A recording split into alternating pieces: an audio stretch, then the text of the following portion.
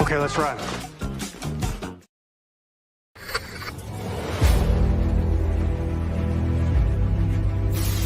Your mission, should you choose to accept it.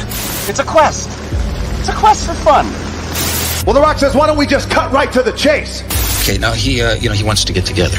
Well, he wants to talk. I want you to do me a favor. I want you to tell all your friends about me. It's showtime, folks! What are you?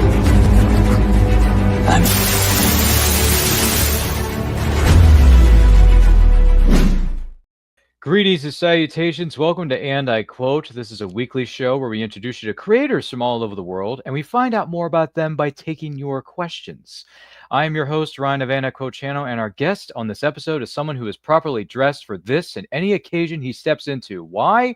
Because he's the chairman and CEO of the two words that go magically together in one sentence called the Suit Up Podcast. He's also a New York Times best-selling writer of One Man's Treasure. Please welcome the young man who knows how to walk that aisle and style and profile. Woo! Terrance Layhew is here. Hello, Terrance. Good morning. How are you?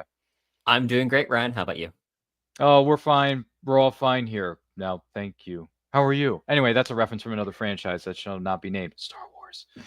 But it's great to have you here, Terrance. Now, if you have any questions for this young man as we go throughout the course of this episode, let us know in those comments. Let us know in the chat. Be more than happy to hear from you as we go throughout the course of this program. And do not forget to like and share this with everyone you know. And if you're joining us live or what is known as a replay, we thank you so much for doing so. With all that piece of business, shall we say, out of the way, let's cut right to the chase. As my good friend Dwayne "The Rock" Johnson would say, Terrance, what would you say were some of your favorite books and or writers growing up? Oh, dear goodness. That's really hard. I love the Hardy Boys series. This has been something that actually has come up in a couple of podcasts recently. Growing up, they were like my intro into mysteries, but I love Sherlock Holmes, Sir Arthur Conan Doyle, and very specifically, I'm a big Jules Verne fan. Even to this day, Around the World in 80 Days and Journey to the Center of the Earth might be two of my favorite books ever. The reality is I grew up inhaling virtually every mystery story that I ever could get my hands on. Probably the more I think about it as an adult, I go, maybe I should not have read some of that stuff. I remember the confused look on my mother's face when I asked her if a stripper was someone who like stole scrap metal and like stripped wires, because my dad was an electrician. So that's just what I thought of, like a wire stripper. And then I realized in hindsight, I completely misunderstood that whole section of that book. So perhaps I read some adult things a little earlier than I should have, but I basically read everything to get my hands on. As I got older, obviously Ian Fleming, James Bond, you can see the collection of them behind me, started creating a very strong influence. So, yeah. Goodness gracious. Well, here's a piece of advice for you. Don't watch the 80s film Flashdance. Because that may include welding, stripper wires, and maybe women wearing suggestive clothing and dancing because they love the music. So I wouldn't recommend Flashdance. I watched 45 minutes of it, and I got bored. I'm sorry. It didn't work for me. Nice cast, though, with Jennifer Beals leading the charge in that one because it's an 80s film. Oh, dear goodness. Yeah. That's a different time period. It is, because it was made in the 80s, and the 80s were a hip time to be making movies. And the soundtracks of the 80s are some of the most iconic pieces of music you're ever going to hear in your life. So I just wouldn't recommend Flashdance. No, sorry. Maybe more so, what was the other? I'm trying to think of what was the other one. It was Footloose. Go with Footloose. Oh, okay, Footloose. Yeah, there's another one for you. Let's go with Footloose, but not so much Flashdance. No offense to you, Jennifer Beals, who may be watching this show right now. I apologize. Clearly, obviously. Big fan of my work, I'm sure. Yeah, more than likely. Just throwing that out there. What would you say were some of your favorite movies growing up? Anything stand out? Oh, Indiana Jones, definitely. As I got older, like I think I was in my teenage years. Yes, there we go, iconic.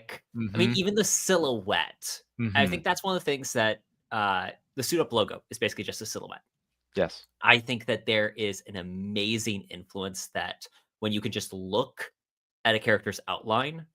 I've got the Suit Up mug here that has the classic adventure silhouette. When you can look at a silhouette and go, I know exactly who that is, that tells you that the character themselves are iconic. So Indiana Jones, weirdly enough, one of my favorite movies, like I strongly remember, is The Mask of Zorro. Growing up, I think that film came out in 95. So it's basically around Sorry, 1998. So it's been 1998. around almost as long as I have. So like Almost, yeah. that movie just indelibly struck a chord in my mind. I love Zorro. I love swords. I thought The Princess Bride was a Zorro ripoff for the longest amount of time. Which because The Man in Black, I'm like, remember watching it, my grandmother's going, is that Zorro? Why is Zorro in this medieval era? And they're like, shush, shush, just watch the movie.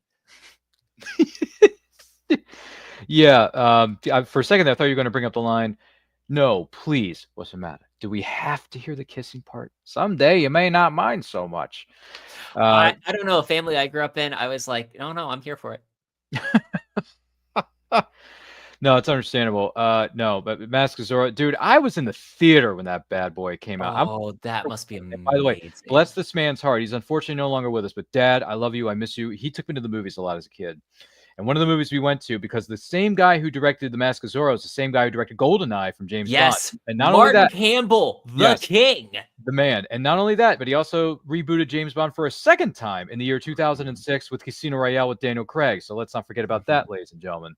A lot of people call that the best of all time when it comes to James Bond, which is fair because Casino Royale is a badass mamma jamma kind of film. Question on your opinion on this, because I've heard a couple of different opinions. Sure. James Bond movies are kind of in their own category of film, Mm-hmm. but arguably Casino Royale is the best James Bond movie because it's the best movie in the series. It is not even that it's the best James Bond film, because I think that you can James Bond films are like popcorn. They're enjoyable. They're fun. They'll make money pretty much anytime they're out. But they're not going to necessarily win Academy Awards. They are their own genre. Yes. I would argue that, especially even GoldenEye kind of falls into this, but more so Casino Royale. It is a great movie beyond just being a great James Bond film. I would venture to say, yeah, I agree. 100% yes, I agree. And plus, I was in the theater when GoldenEye came out in 95. That was the first James Bond film I ever saw. That was one of the first films I remember. I remember my dad taking me to see in a theater. Was GoldenEye. I think it was at a United Artists Theater, believe it or not. And as soon as the movie was over, my jaw was on the floor. We had to hire like 5 cleaning crew members to come in there and pick my jaw off the floor. My eyes were bulging out of their sockets. And then when we walked out to the car, my dad and I, we walked out to the car. I had this huge Joker 89 smile. Life's been good to me. I was just smiling from ear to ear. And I said to my dad, so if this is what James Bond is, Dad, can we see more? Can you give me more of this, please? I want more. Feed me more. And then he looked at you and went, yes, my son. Yeah, let's do it. It's that scene of like from Malcolm in the Middle where Bryan Cranston turns and goes, you are about to step down a glorious journey, one from which there is no return. That's a valid point. That's a valid point. Yes, and it's funny because the gentleman who plays Malcolm's dad in that show, I remember him best as Dr. Tim Watley from Seinfeld. So, oh my goodness! Don't forget about the show about nothing here, Terrance. Don't forget about the show about nothing. So, Anti-Dentite, like dear goodness, what range that man has as an actor. Did you hear about Raquel Welch in the lifeboat? Those aren't matzo balls. Anyway, sorry. Not to get on a Seinfeld train here for a second because I love that sitcom so hard. But no, Bond is great. GoldenEye is great. Funny enough, and I'll bring this up to you now because you and I were kind of discussing this a little bit in the green room. We were grabbing some coffee and donuts. GoldenEye turns 30 later this year. And we're going to be doing a movie university watch along right here on this YouTube channel, which is going to be not only a lot of fun, but you know what, Terrance, if you want to have a seat at the table and be with us as we're watching 1995 unfold yet again, I want you to be on set and I want you to sit with us and watch this movie and commentate during the film and just enjoy the spoils of James Bond with us. Does that sound good to you? That sounds amazing. I've actually been thinking about GoldenEye recently. Working on potentially writing an article about like female assassins from the Bond franchise. Oh my. Who does not come to mind but Xenia Onatopp?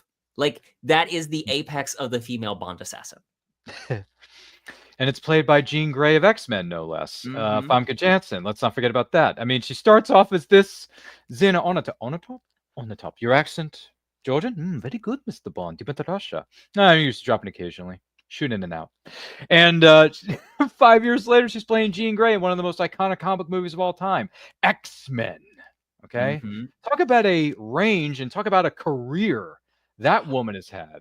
I think that's one of the things that's impressive about a lot of some of the more modern actresses cast as Bond girls. Like, I just rewatched Thunderball, which is a phenomenal James Bond movie. But none of the actresses that are in the movie you really recognize from other things, at least not American things. Whereas I definitely say as we got from the 90s to the modern era, you can say that a lot of those actresses you recognize from other things, and they haven't been typecast as they were a Bond girl. Now, obviously, that doesn't always work great. Halle Berry, I love you in a lot of things, but not Die Another Day. Um, Denise Richards as Christmas Jones, maybe again, perhaps like meh. But Ana de Armas as a Bond girl in No Paloma. Time to Die, Yeah. she is fantastic. Like, what a great, well-written character. She has just a small scene and it steals the show. I wonder how much of that was the reason she's cast as the ballerina in the John Wick spinoff movie coming up. Which I'm excited to see, by the way, because I'm a big John Wick fan. Which, in fairness, I did not expect that she was be a quality actress. When I saw like that kind of cringy GoldenEye No Time to Die roundtable conversation that they did back in 2019, she just stood there and I'm like, oh, they're going back to just cast a pretty person who has like zero range or charisma in the role. Great. But then I saw her Knives Out and I'm like, oh, she's an actual actress. This is fun. Yeah, she does have some range, and we look forward to seeing her performance as ballerina from the world of John Wick. Baba Yaga. Sorry, I just love John Wick. It's a great series. And it's funny because Keanu Reeves is like 600 years old, but he doesn't like the guy can break people's necks. And remember, let's not forget this, Terrance. He killed a guy with a pencil. Okay, killed a man with a pencil, and then in John Wick 4, he kills an 8-foot, 500-pound dude in a library with a book. Okay, I think that the John Wick franchise might be the best modern action series. Like, hands down. I think that 4 films, each one is fantastic. Each one is, no pun intended, bulletproof.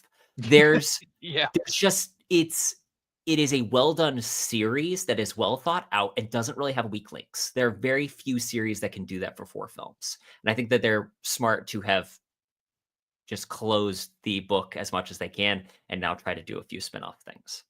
With ballerina being one of them, with Ana de Armas, who's beautiful, smart, intelligent, and she can break your neck to boot, which featured from that trailer that we saw for ballerina. So check yourself before you wreck yourself, otherwise she may kill you with a pencil. Once again, this is the great, and I quote, with the guest of honor, the man who knows how to dress up for any occasion when it calls for it. Terrance Layhew is with us.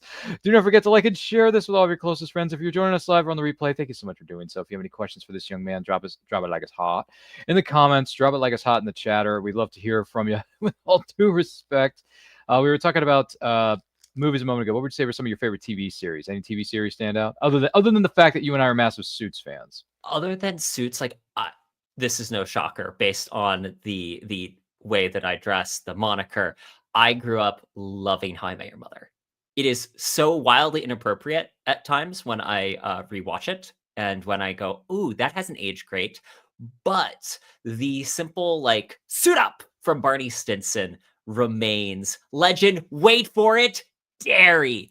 And here's the thing I found. I think the show is better written than Friends. I will go on record saying it's better than Friends. The episodes of Friends that I like most are ones that actually are a lot like How I Met Your Mother. How I Met Your Mother has great characters, great writing that's really crisp. I would say it's one of the few shows that lasts 9 seasons that has nearly perfect episodes, at least 7 each season, which is really impressive for a 23 episode run, usually. The other is Frasier. I am a massive Frasier fan. You talk about Seinfeld. I've teased a friend of mine about this. Seinfeld's great. Don't get me wrong. The writing's so smart. Guess what lost at the Emmys to Frasier over and over and over again? Seinfeld.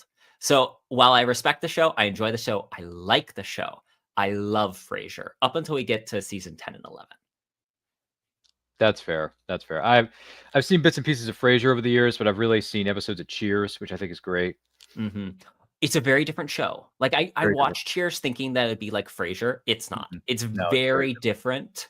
But again, I just think the writing is so multi-layered and clever. Which, like, maybe this is a broader thing, but virtually any of the media I've consumed, most of what I found that attracts me to it is clever, crisp dialogue from good characters. That's where Suits shines. Is that it was the showrunner whose name escapes me, Aaron something, not Aaron. Aaron Korsh, I want to say. Yes, Aaron Korsh. he used to write for Everybody Loves Raymond. And it's that sitcom, snappy dialogue that he interweaves into Suits with the characters that really draws me to the show. That and like eventually they got Tom Ford to style it. Like, dear goodness, Harvey Specter's Suits. Oh, they're the stuff of dreams. Oh man, I feel like, one of these days Harvey Specter needs to come into your studio in person and just says, "Hey, go to this tailor, tell him Harvey Specter sent you," and then he'll hook you up with those. Because in the first season, Mike's wearing these $200 suits, and he's like, "You represent. You're an image of me. You can't." I don't care about you. I care about the effect that you have as a reflection of me. Yeah, and then he says, "Go to this tailor, and he'll set you up with all these suits," which eventually he does. I think it took him like 2 episodes to go to finally to the tailor and get the Harvey suits that he wanted Mike Ross to wear. But at the same time, it's like, well, Mike's wearing suits. Where'd you get them? I got them at the store. How much? 300 for one. No, 300 for 2. Like, because Mike Ross is on hard times. He's falling on hard times. He's going for what he can. But Harvey's like, no. Go to this tailor. We'll take care of it. Good stuff, man. Good stuff. What made you decide to become a writer? I've always kind of wanted to write since I was a little kid. I grew up watching the Godzilla movies. And one of the first things that I remember like consciously writing, I still have it, is my first spec script. I wrote the outline for Godzilla versus Monster Zero 2. It is the exact same plot as Godzilla versus Monster Zero, just with a 2 added to it, which is good because that's basically all Godzilla movies really are. So I was really on my way right from the get-go. From there, I actually, as I grew up, just kept jotting down notes here and there. I tried writing some short stories. Eventually, I decided that I wanted to be a serious nonfiction writer. I kept a blog. I had essays. I thought I was going to write these great philosophical tomes about agriculture and such.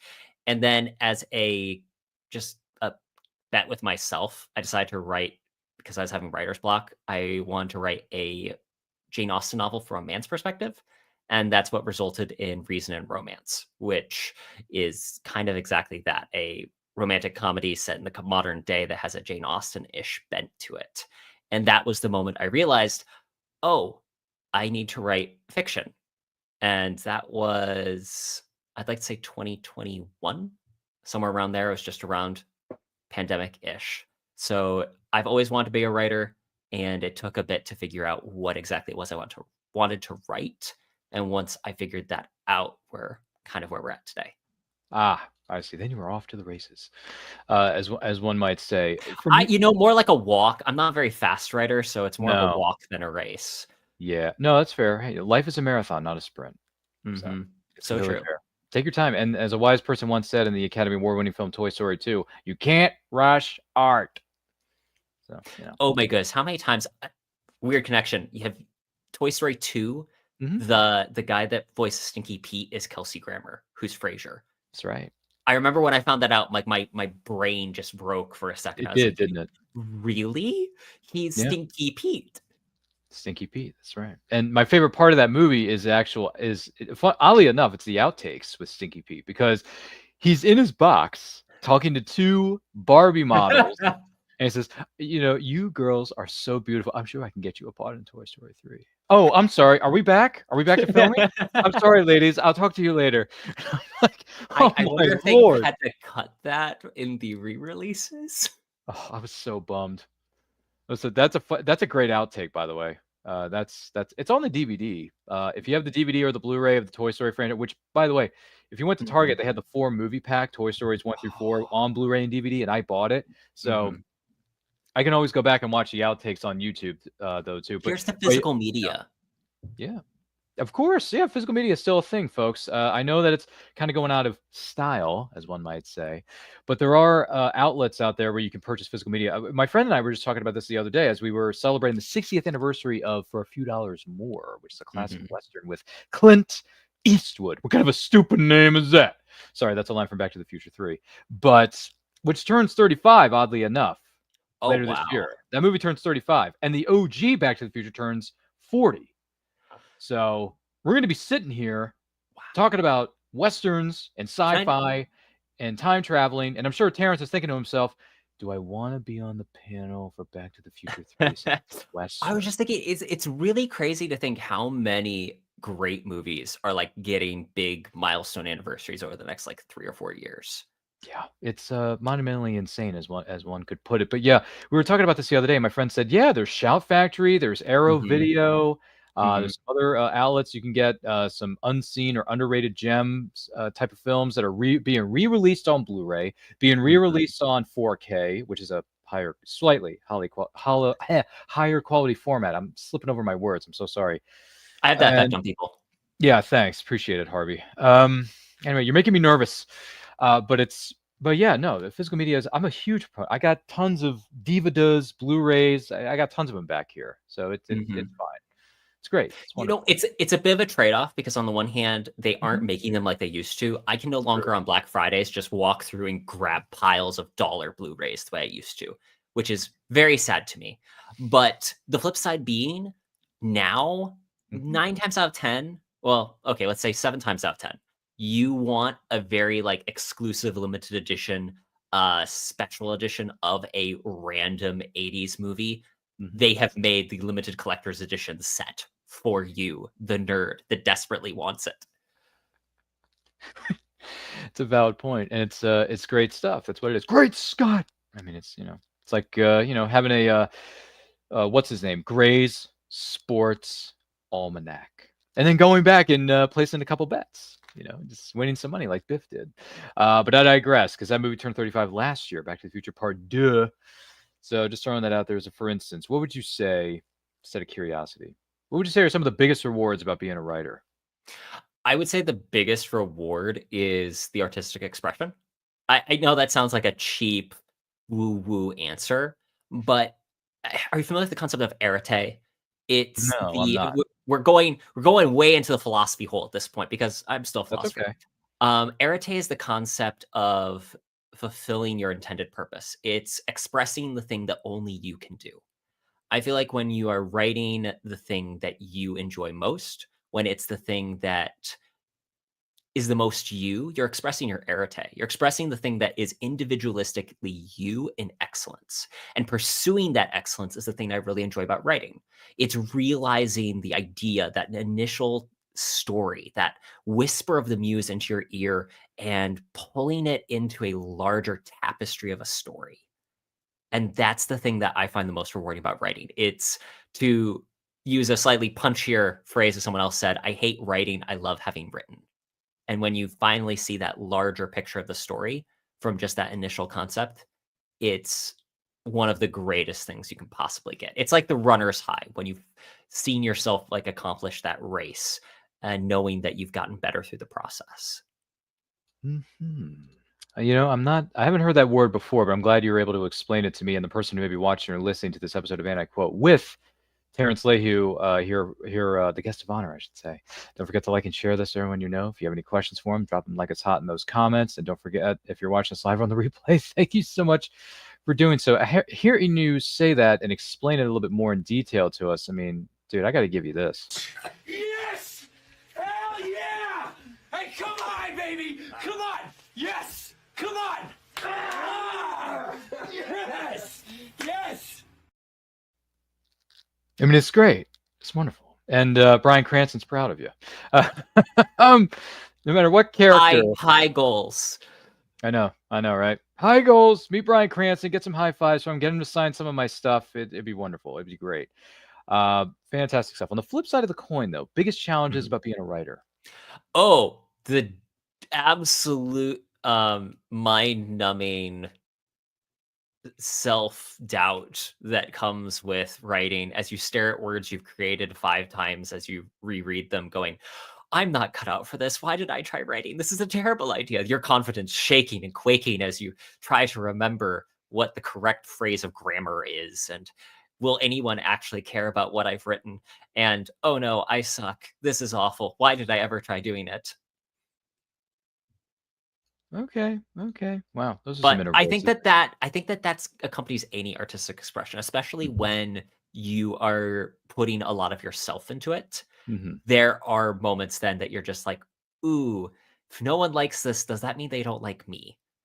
And that's where I think that as a writer or creative of any kind, because I'm sure that you experience this with creating as many shows and content as you do, that if people don't like the thing, having to separate out, that doesn't mean that they don't like you and that you are not the thing you've made. It is a separate entity. And that sometimes can get tough. And I think that that accompanies any artistic expression or any type of content creation. You know, I think it's fair to say at this point in our interview here, the force is strong with this one. For certain. I'm just throwing that out there because, you know, hey, there's a little bit of a Star Wars reference there for you. If it helps at all, what advice would you give to aspiring writers out there? Keep writing. Right. There is nothing else. There is no better concept than to keep writing. If you want to write, you have to write. There's nothing else. You can't dream it. You can't putter away at thinking about it. Nothing makes you a writer other than writing. And that is a very difficult balance because it's also the hardest thing to do. I think Hemingway said you sit at a typewriter and bleed. The whole premise is I interviewed a great author named Tom Straw. He came out with a book recently called Accidental Joe. And when I interviewed him, I asked him what his main things with writing were. And he said the hardest part of writing is keep writing. And anything he can do that keeps him writing, he does. Because that is, at the end of the day, the purpose. If you want to be a writer, you have to write. And every book you read, every YouTube video you watch, every re-examination of Joseph Campbell's hero's journey is not going to help you unless you actually write. You might write garbage, you might write crap. For most of what you write, it probably will be garbage and crap to start with because it's a discipline and it's learning how to do something. So the sooner you start, the more that you write, the closer you get to writing something other people find worth reading. Gracious, you just have a way with words. You must be some kind of New York Times best-selling writer, which you probably are. I don't know. But no, it's great I will stuff. neither confirm nor deny. Yeah, that's a white collar reference because I remember Neil Caffrey looking at one girl and saying, that I can neither confirm nor deny. And I'm like, ooh, smooth talking there for you, Neil. White Collar is such a great show. It's fun. I love it. I'm actually excited. I hear they're talking about doing a reboot. Yeah. They to a certain want to extent. continue it. Yeah, they want to bring the cast back and continue. It's basically a reboot / continuation. I'd be on board with that. Like that final season with the Pink Panthers, where Neil Caffrey has to join this elite robbery squad. So good. Like normally by that point, the show is out of ideas and every episode sucks. Suits. But they managed to land the plane so perfectly. I want to see more of it. Who doesn't want to see Neil wear those nice outfits again either? With the hat and everything. Just saying. I mean, he's a lady killer. He's a ladies' man. I mean, he's so good in White Collar. Lasted, I believe it was 6 seasons, X-Men episodes. It was good, great cast. And it's funny because Tim Takei, I remember him as Kevin on Seinfeld. Again, there's so many Seinfeld connections of how many different actors and actresses appeared early on in their careers. I mean, heck, even Olivia Benson herself, Mariska Hargitay, shows up. And I do mean this literally. She shows up in season 4 with long hair, young actress, up and coming at the time. No one really knew who she was. And then years and years later, she gets the co-lead role with Chris Maloney on SVU. And now everybody knows her today as Captain Olivia Benson of SVU. And that show is still going 27, 28 years strong. Oh my goodness. It's stuff like that in NCIS. I'm always like, how does this show continue on the air? It's unkillable. Yeah, and then what is it? SV and Law and Order's had so many spinoffs over the years. NCIS has had so many spinoffs over the years. CSI Miami, CSI New York, CSI. All these spinoffs have come and go. I mean, granted, I like them all, but my favorite is probably CSI Miami just because of the vibes. The vibes, the shades. Horatio dropping that one-liner as he's looking off into the distance off camera. Being like, well, Alex, that just narrows down to 1. Yeah! And then the theme song kicks in, and you're like, this is going to be a good day at the beach, Terrance. Going to solve some crimes. Going to be in the sun. Meet some wonderful people. Excuse me as I write down a good day at the beach as a potential title. Put that in my title folder. Sure. Thank you. Go ahead. You can take my ideas, yeah. And then when you win all these awards, just remember to thank the people who got you there in your speech. That's all you got to do. That's right. Well, I'm going to put you in the acknowledgments at the end of a good day at the beach. Yes, We'll yes, kill off please do. a guy named Ryan at the beginning, and that's the mystery. That's great. Feel free to use my name, my likeness, whatever. You and I can talk it over with our people in the backstage area of the show. I don't mind, dude, because I love collaborating with other people. And if you got ideas or if I can help you in any way, shape, or form, people helping people. That's what this world should be about. Building each other up, not tearing each other down. You know why, Terrance? Because teamwork makes the dream work, period. So let's try to keep that in mind as we roll along here. But aside from the good side, the bad side, some of the advice that you would give to aspiring writers out there, I want to talk to you about something that you've written more recently, something that's come out not too long ago. But before we get to that, once again, this is, and I quote, don't forget to like and share this with all your closest friends. If you're watching us live or on the replay, thank you for doing that. If you have any questions for Terrance, let us know in those comments. Let us know in the chat. But to get you into the mood for this book that Terrance has written that we're going to be discussing here momentarily, take a look at this. Ready to roll. Let the games begin. That was pretty badass, wasn't it? Suits, in all new season Thursday at 10 on USA. Characters welcome.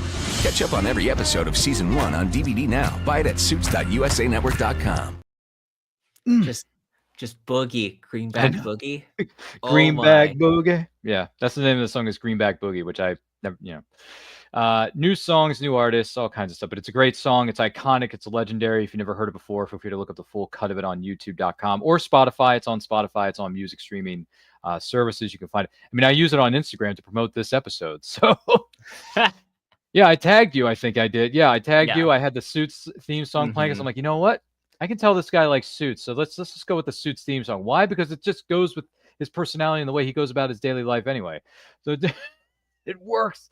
But aside from our love and appreciation for Mike Ross and Harvey Specter at Pearson Specter Lit, even though it should be Pearson Specter Ross, in my opinion, not Lit. Sorry, you got lit up. But let's talk about the book you came out with that's causing a major stir in the interwebs, because it's called One Man's Treasure. And I'm just curious, how did this all come about? And you're in an elevator for 60 seconds, and you got to deliver known as the elevator pitch. What do you got for it? Two brothers, one wins a ancient treasure map in a poker game. High stakes, because what else does he play? And it takes them to the Caribbean. There they encounter jilted lovers and modern day pirates. Will they find the treasure, or will they have their hearts broken? You have to read to find out. Boy, that was a lot quicker than 60 seconds. You've been practicing. You've been practicing the elevator pitch, which a lot of marketers and salesmen and people who write and promote comic books and all this other stuff should be practicing your elevator pitch. That was probably my best one yet, quite honestly. Usually I suck at it. I'm like, I asked someone else to write my, like, the blurb on the back of the book. I was like, yeah, I have no idea how to summarize this. Can you do it for me, please? Thank you, Roland. Oh, wow. Okay. Well, One Man's Treasure. How did this all come about? Where'd you come up with the idea for this bad boy? I absolutely love adventure fiction. One of my, like I said, Jules Verne is probably one of my favorite authors. I love that scene at the beginning of Journey to the Center of the Earth where they find this map. And that was kind of just floating around the back of my mind. And I just had the idea at one point of what would happen if one brother won a map in a poker game. What would happen? Where would the treasure be? I also had this slightly off the side idea. I had seen Jupiter Descending. No, that's not right. It's Jupiter's Legacy. Jupiter Ascending. Yeah. No, Jupiter's Legacy, the TV show that came out. It's based on a comic book. I really didn't enjoy the superhero elements of it, but I did enjoy like the 1920s, 30s aesthetic where they go to this like treasure island map thing. That's actually how they get their powers. Enjoyed that bit of the show, fast forwarded through everything else.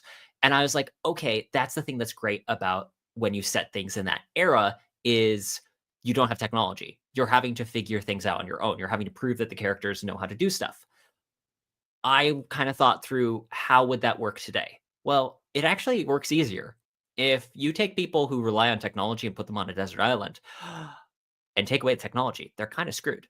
And that creates conflicts in and of themselves. So I had these two ideas and I kind of just connected them and then just started writing. Most of the initial idea I was able to write out in basically 2 months. And then from there, it became like 5 months of editing draft after draft to refine and perfect the idea. One of the main things in the book that a lot of reviewers have commented on is it alternates perspective between each brother every chapter. And that was not something in the initial version. The initial version that I wrote was in third person. And then as I started writing it, I realized really it needed to be a first person perspective. And then as I continued to write it, I realized really we need to have both brothers' perspectives. And so that's how that kind of evolved as the story progressed. Yeah, because when I was reading it switches between Sam and Dixon Hastings, and I'm thinking to myself, okay, this is a bit different because I'm so used to books being written in third person. There's a narrator, someone is overseeing this. Maybe it's a, character that's off to the side. You can't see them, but they're there and they're overseeing all these events. It's kind of like playing The Wizard of Oz. Pay no attention to that man behind the curtain because he's telling the story. Hello, but no, the way you transition between Sam and Dix, as it's known in the chapters, Dix, not what you think, but short for Dixon. Let's be perfectly clear. There's a movie called In a Lonely Place where Humphrey Bogart plays a screenwriter named Dixon Steele, Dick Steele. And I was like, it sounds like a porn star, but he isn't. Yeah. And I was like, Dixon is just a fun old fashioned name that isn't used that often. So I was very like, okay, let's give him just this little difference. And it works brilliantly. So yeah, no, congratulations to you on this book, this story. It's out, it's available. Links are down in the description of this video where you can follow Terrance and all the wonderful things he's doing. But yeah, no, One Man's Treasure, it's funny because I don't know how many readers do this, but this is just something I like to do before I'm about to open up a book for the first time, or it's a new book written by someone I'm familiar with. It's their next book and I'm really excited to read it. This is what I do. I play some trailers on my tablet to get me in the mood. So for this book, I played the Pirates of the Caribbean, The Curse of the Black Pearl trailer. I played the Mask of Zorro trailer. Ooh, yes. There was a teaser trailer that was I think it was like a minute and a half long, and it has this really great music bed. That's like an adventure music bed. It's really, really good. If you haven't heard it before or you're not familiar with it, I'll send it to you in the DMs later on. Please do. You got to hear this. So I watched those two trailers, and then I watched the Suits intro. And it's funny though, because after the Suits intro, I find myself, wait a minute, this is about treasure. I need to play the Indiana Jones trailer. Give me a second. So I pop up the trilogy trailer from the re-release of 2008 as the fourth film that never happened was coming out. And you get John Williams, you get the adventure theme that's in the Mask of Zorro and Pirates of the Caribbean trailer. I forget the artist, I'm sorry. And then you get the Suits intro, and I'm thinking to myself, yeah, this is how excited I am to read this book. I'm playing all four of these trailers / music. I just need to get in the mood. And then I pop open the book and I'm reading it, and it goes. It's razor sharp, it's quick. And I'm like, man, this is like an episode of Suits combined with a little bit of James Bond, maybe a little bit of Indiana Jones, but it's so cool. It's cool as ice. Yeah. So it's great stuff, man. I don't know. Did you ever find yourself watching trailers or listening to music before you pop open a book to get you in the mood as a reader? So I don't use it too much, but as a reader, occasionally I'll do this with. I actually did use this recently. I was about to say that I don't, but I was reading a book for the podcast, and I was like, you know what? The Indiana Jones and the Golden Circle video game came out recently. I haven't played it. I'm not really a video game guy, but the soundtrack I heard was amazing. So I found the soundtrack, popped it in my ears. I'm reading a book that's kind of adventurous themed. So I'm like, okay, this is like the perfect marriage of like sound and action that I'm reading. So I have done that. Usually more of what it is I will listen to specific soundtracks as I'm writing. So for example, I was writing a fantasy short story last year, and I listened to the Conan the Barbarian theme song. When I was writing one of my romance novels, I was listening to the Babylon soundtrack from the film that the guy that did La La Land did. Oh, yeah. Great soundtrack. Damien Chazelle, I believe. Yeah. This movie, but the soundtrack is stunning.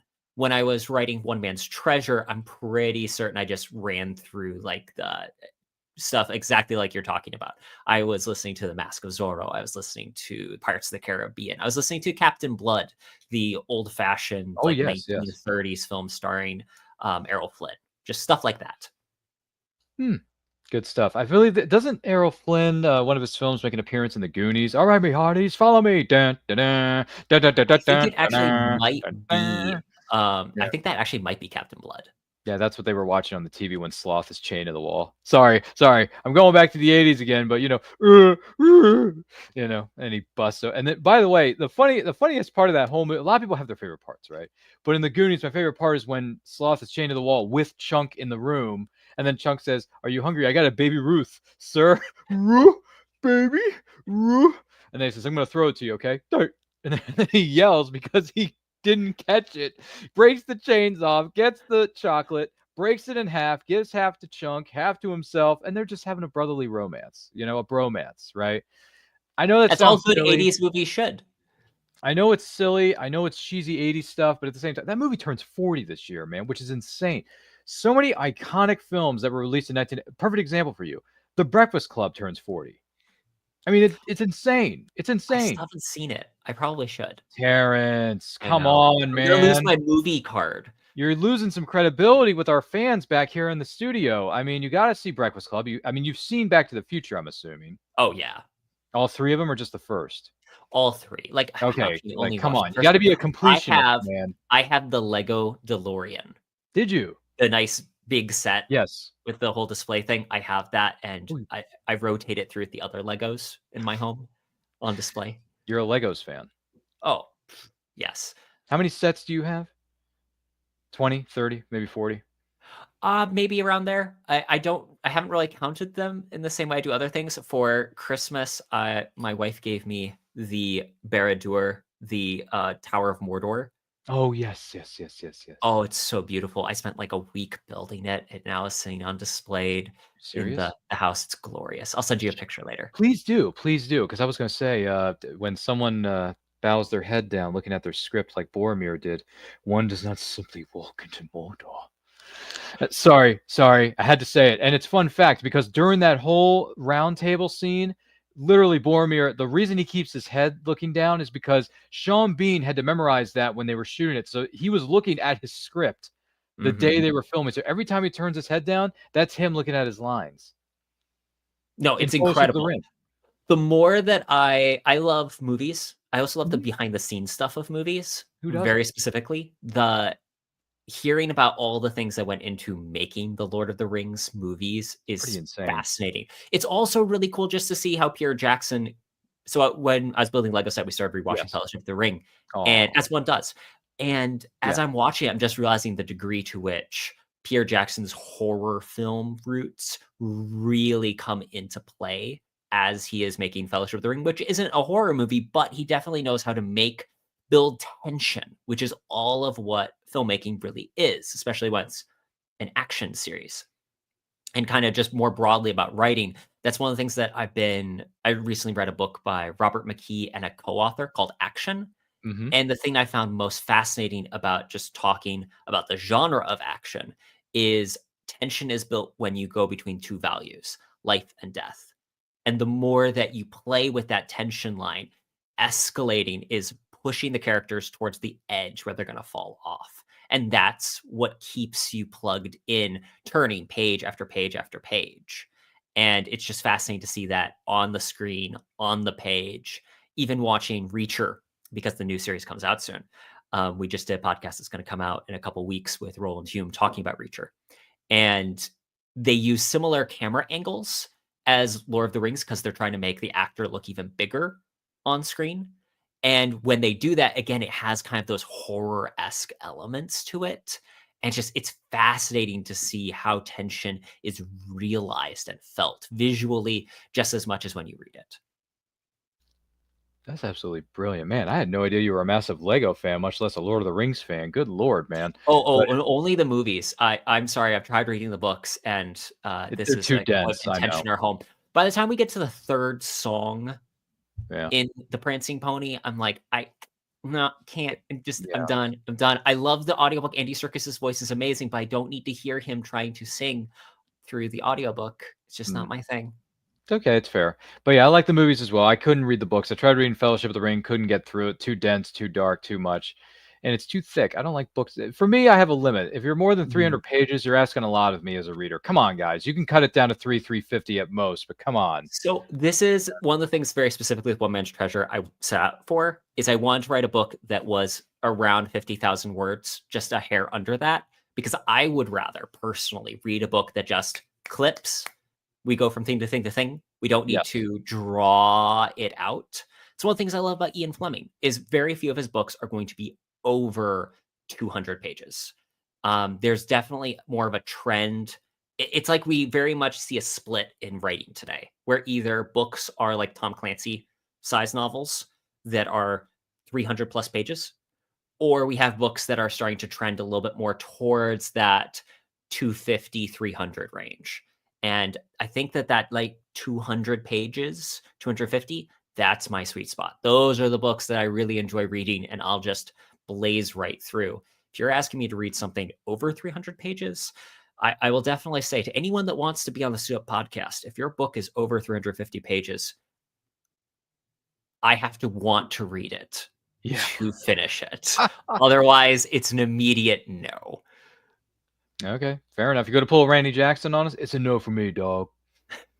I get that. See what I did there? American Idol reference for you. You're welcome. Once again, this is And I Quote with the award-winning writer known as Terrance Layhew. Don't forget to like and share this with all of your closest friends. If you're watching us live on what is known as a replay, thank you for doing so. If you have any questions for Terrance, drop it like it's hot in those comments or the chat. Appreciate if you would chime in. We appreciate all of you who are tuning in or watching or listening to this right now, or if you're doing so on the replay, that's fine too. So Lego sets, Lord of the Rings here, Lord of the Rings there. I take it Fellowship of the Ring is your favorite of the three? Actually, I think the Two Towers is. So it begins. Okay, But fair enough. that may be just because I also love Christopher Lee. Like, he gets so much more screen time in the second one. Plus, he's so good. Christopher Lee also, obviously, he's the villain in The Man with the Golden Gun. He was cousin of Ian Fleming. I was just watching a reel last night where it's I didn't know that. Yeah, he was cousin of Ian Fleming, and he was in like 3 different branches of special forces during World War II. He was going to marry one of like the crown princesses of some small European country. He broke off the engagement because he was going to be an actor and didn't want her to have to endure his lifestyle. Like, and then he's Dracula. Like, the man he's one of the few descendants of Charlemagne that like you actually know based on his family lineage is a descendant of Charlemagne the Great, King of the Franks, who established the Kingdom of France. Like, we're talking, he is fascinating to no end. And he died, like 4 or 5 years ago now? We really need a great Christopher Lee biography at this point. Fascinating man. Oh, I did not know this about the man. I suddenly remember my Charlemagne. I may always be the rocks and the trees and the birds in the sky. I had to drop it on you, man. Had to drop an LC, Last Crusade reference, because it's one of the greatest movies of all time. That's what I just said. All time. Genuinely. And it's a great adventure movie. If you've never seen it before, where have you been the last 35, 36 years of your life? You got to watch this gosh darn thing. It's called Indiana Jones and the Last Crusade. Obviously, I think you should go back and watch all 3 of them, but Last Crusade isn't a bad way to start, because with me, Terrance, and we were talking about this in the green room earlier, I saw all the movie franchises in reverse. I saw Last Crusade before Raiders, saw Terminator 2 Judgment Day before The Terminator, right? Oh, interesting. I'm dead serious. And I also saw, what was it? I think I saw Prometheus long before I saw Alien or Aliens. And I'm like, geez, I'm long behind the times here, buddy boy. But look at the bright side. At least your expectations in terms of the Alien franchise, at least that, like, set the expectations lower with Prometheus and then watch the good ones. Yeah. But my favorite is Aliens, though. I'll be perfectly honest. Aliens is the best one. James Cameron is a fantastic director. To this day, underrated film that I understand why it doesn't get as much attention as it used to. There are some elements that just don't play as well today as they used to. True Lies, the actual movie, is stunning. The writing is crisp. You get Arnold Schwarzenegger both at his action and comedy peak.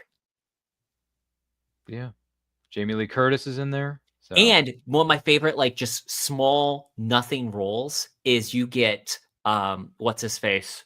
Charlton Heston, who's an amazing actor with an eye patch and like a cigar, and he clearly looks like he's influenced by Nick Fury with a classic OG from the comic books. And you're like, where was this movie that I desperately needed? Yep, he's in it. Not a whole lot of screen time though, but he's in it. He I has think it's two only like scenes, and he 2 just scenes. I think that's it. chews the scenery when he's there. Well, Harry, you really screwed the pooch last night, didn't you? Sorry. I've seen the movie one too many times. I grew up watching that. It was one of the first R-rated movies I ever saw in my life. I'm not even kidding you, because the scene in the hotel room, I'm like, Oh, yeah. probably That- shouldn't be watching this at the age of you know what, but at the same time, I'm like, Jamie Lee Curtis, what is going on here? I'm very, what is happening? You're confused by the I'm a little semblance of confused. emotions. Yeah. Yeah, I'm a little confused. And then I'm trying to think, what was, gosh, there's another R-rated movie. It was similar to True Lies, but I can't remember what it was. Oh, Eraser, another Oh, I Schwarzenegger haven't movie. seen Eraser. Eraser. That was another R-rated film that I saw for the first, and I'm thinking to myself, should I really be watching this? Probably not. But at the same time, it's so badass. I want to keep watching it. Why not? James Caan, right? James Caan versus Arnold. I think that's so. There's a great book. I wish I could remember the name of it off the top of my head. It's there's an action book, a book all about action movies from the 80s. I will send Really? you the name Please later. do. It is Yeah, send me the title. genuinely incredible. Like, if you could get the author on the show, that would Yeah. be so much fun. I think that it basically, they go through what was it that made the 80s, 90s this period of like macho testosterone driven action movies, and it I just gotta kind of read this goes thing. from one to the other in gotta like a read it. narrative history. Like, it Let's is, go. you sit back and let the masculine sweat rain over top you, and you just enjoy that era of movie making. Okay, well, please send me the link to the book, the author, whatever, and let's get him on the show. Let's make it happen. That'd be more phenomenal, as one might say. Sorry, there's a 90s reference there for you. I digress. But, wow, True Lies. Yeah, that movie turned 30 last year, believe it or not. True Lies was 30. Yeah. We didn't do I don't think we did an anniversary watch along for that, though, because our schedule for movie watch along gets so crowded. Well, that's the thing. It's like, I'm There's sure so you have to many. pick through. There's so many great movies. I mean, if And- it helps you at all, we did one for Speed. Okay, so I haven't seen Speed. As I a know. Keanu Reeves fan, you got to go know. back and watch Speed. I'll also tell you haven't seen this. Point Break. Okay, all right. Now we really got to remedy this. You got to watch both of these suckers Mhm. back to back. You got to watch Point Mhm. Break first because it came out in 91. Watch Speed second, and I'm telling you, those are two of the best 90s action, especially Speed. You're gonna love Speed from pretty much minute one. You're gonna love it because I didn't see the movie until it came out in 94. Like I said, it was 30 Mhm. years young last year. We did an anniversary watch along for it on this YouTube channel that you're watching or being a part of right now, which you can go back and watch after you've watched the movie. So don't get spoiled. But I will say, we did a watch along of that, and I didn't start watching Speed until about lockdown, like 2020, 2021, when during the lockdown, I finally went ahead and watched Speed because I've heard rumblings about it over the years, but I didn't really give it too much, credibility at that time. Mhm. But I sat down and I watched it, and my mind was, my eyes were bulging out of their sockets. My jaw was on the floor for 6 hours that night, and I had to have my cleaning people come over and sweep the floor, clean my jaw off the floor. It was so good. To me, Speed is not just good; it's great. And by the way, Okay. this is another discussion that we've had on this channel. We have a small spin-off series that we like to call Perfect Movies, where we Ooh. gather people together and they give us each their respective list of just 5, because we could go all day on that 20 million, but we can't. But we Mhm. ask each panelist to provide a list of 5 different movies that they consider to be perfect in their eyes and explain their reasons why that they believe those 5 movies are perfect. So we're going to bring that back here in 2025. We've done 2 episodes so far. We got to make it a trilogy, Terrance. You got to make it a Yes. trilogy. So Perfect Movies 2025. Terrance Layhew is going to have a seat at the table because I want to hear Ooh. 5 movies, Mhm. just 5. I need to hear 5 movies that you consider to be perfect and why. And we are going to put you in that hot seat when the time arises. I'm going to give you some time to think. How often do people have the same, like, is there crossover on lists so far? I'm just curious. Well, I think we ask our guests to reveal the list ahead of time, so there is no crossover because we want to be respectful of as many movies as we can. Mhm. So I think in the first episode we were winging it. The second one I asked, okay, who's got one on their list? Because I want to make sure I don't have it on mine. Because if you do, I need to go back and take one Mhm. out, put this one in, take this out, put it. I ask each guest to reveal the list ahead of time because I don't want any crossover. I mean, I don't mind it, but at the same time, I want to keep it. Yeah, well, because if everyone is picking, like, The same 5 movies. Citizen Kane is everyone's like number one, it isn't as interesting. Yeah, it's boring. But No, like that's such a great question because I'm thinking through because there's such a delicate balance of there are the movies that I genuinely think are perfect. Mhm. Then there are movies that I consider to be perfect, even if technically to most people, would I be the first person to put Roadhouse on that list? You Very probably possibly. would, because that hasn't been mentioned yet. It hasn't been mentioned on the last 2 installments of our series, so you can mention that one. Roadhouse. 3 rules you need to follow. 1, never underestimate your opponents. Expect the unexpected. 2, take it outside. Never start a fight inside the bar unless it's absolutely necessary. And 3, be nice. I want Okay. you to be nice until it's time to not be nice. Honestly, like the deep philosophical elements of Roadhouse are sometimes fascinating. And that's when you genuinely know that sometimes dumb movies have great messages. Yeah, like those 3 rules I just mentioned. So yeah, it's great. But if you want to mention Roadhouse as one of your 5 when we bring you on to set, when we figure out what day, what time we're going to be doing that episode of Perfect Movies here on the Anti-Quote channel, please feel free to mention Roadhouse because I don't think anyone's mentioned that one yet. So We'll you can see. mention it. Again, that's difficult because I'm thinking through like there are I'd have to narrow down my list because I'm just the moment you mentioned it, I've got like but the list populating my brain like ChatGPT, just instantly spitting up data, going, well, this one's better than this one for this many reasons. Yeah, but Speed and Point Break, that's going to be a good double feature for you when you have an opportunity to do it. I think they're streaming free with ads on YouTube is Point Break. That one's, but then again, it's a broadcast version, not the uncut, regular version. But actually, I take it back. No, the original version, the unrated, like the actual cut, because YouTube has restrictions. Go to Tubi. Tubi has it free with ads. You can watch it on Tubi. Surprising amount of great stuff, which includes Point Break. My like when I'm sick, guilty pleasure in the past has been watching bad Roger Corman Sword and Sandals films that were all like made over a weekend, and they are garbage.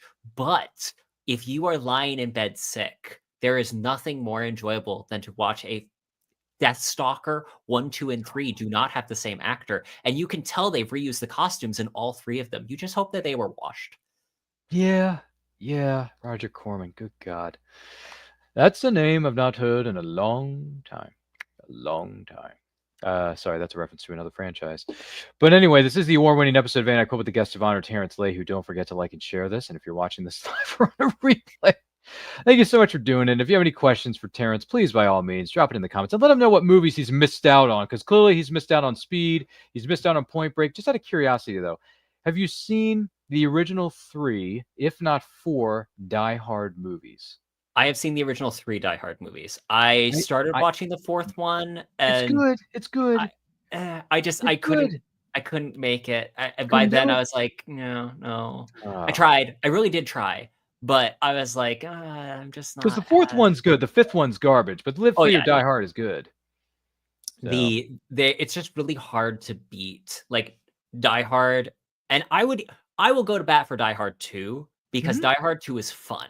Like, it is. Especially so for work I've traveled a lot, and when you're in an airport, it is basically the quintessential airport movie, in my opinion. Like, how many great airport action movies are there other than Die Hard 2?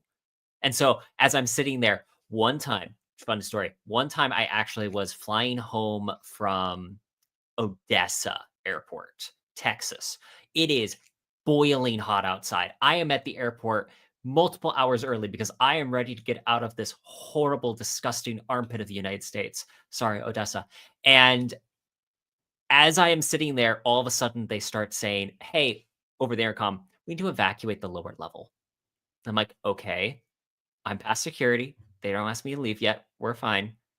And then like 10 minutes later, we need to evacuate the entire building. I stood outside along with all the other people there in the airport and all the people that were arriving to the airport. And we stood there boiling in the sun as like, I don't know if it was a bomb threat or what was going on, but for like 2 hours or more, the SWAT team was out in there, like scoping it out, checking it, making sure nothing was wrong. And then eventually we all got to go back through, and my flight was delayed by like 3 hours. I normally don't get alcohol on the plane, but I'll tell you what, the moment that a flight attendant came by and was like, "Would you like anything?" I'm like, "Scotch now, please, no ice." For a second there, I thought you were going to say vodka martini, shaken, not stirred. Unfortunately, I I thought you don't were think going they to drop a offer it J. on American Airlines. Okay, because I was going to say I thought you were going to drop a JB007 reference on me there, which would have been Random nice. fun fact, though, in Die Another Day, the Yes. flight attendant that gives not Roger Moore, that gives Pierce Pierce. Brosnan his martini when he's like shaken, not stood on the airplane is Roger Moore's like daughter or granddaughter, something like Get that. out of here. So just a random little Easter egg. That's That movie, so funny. Die Another Day, is the best worst James Bond to rewatch. For my birthday a couple years ago, I did the drinking game version with my friends. Oh, And God. I tell you what, yes, I was perhaps slightly inebriated by the end of it. Was it the most entertaining time watching that movie? Yes, it also was. Look up the instructions, do it responsibly at home, invite a few friends, don't drive, put your keys like in the freezer or something. But you're welcome, audience. Good Lord. Oh, boy. Die Another Day. Ugh. For me, there were only 3 Pierce films. The 4th one never happened for me. I like the first 3, but 4, just no. And I love Pierce, but he's our generation's James Bond. He was James Bond for me, so I have to give credit where credit's due. And Pierce, we love you, man. Love the first one. Love Tomorrow Never Dies. Love I like The World's Not Enough. Die Another Day, no thank you. Sorry, but that wasn't your fault, Pierce. That wasn't your fault. It was No. bad writing, bad directing, horrible CGI, horrible green screen. Wasn't your fault. It was not your fault. No, it's really sad. The thing is, looking back on it, because I'm a big fan of Moonraker, which is like the James Bond novel that they based, like the actual book elements, they based a lot of Die Another Day off of. Oh. But it does not. So like, I see what they're doing. I also love the sword fight scene. Like, legitimately, I think the sword fight is fun, but still, the direction's garbage. The actual CGI is garbage, and I'm sorry, some of the acting is genuinely terrible. I love Pierce Brosnan, but it is like I would rather watch Diamonds Are Forever as my favorite guilty pleasure Bond.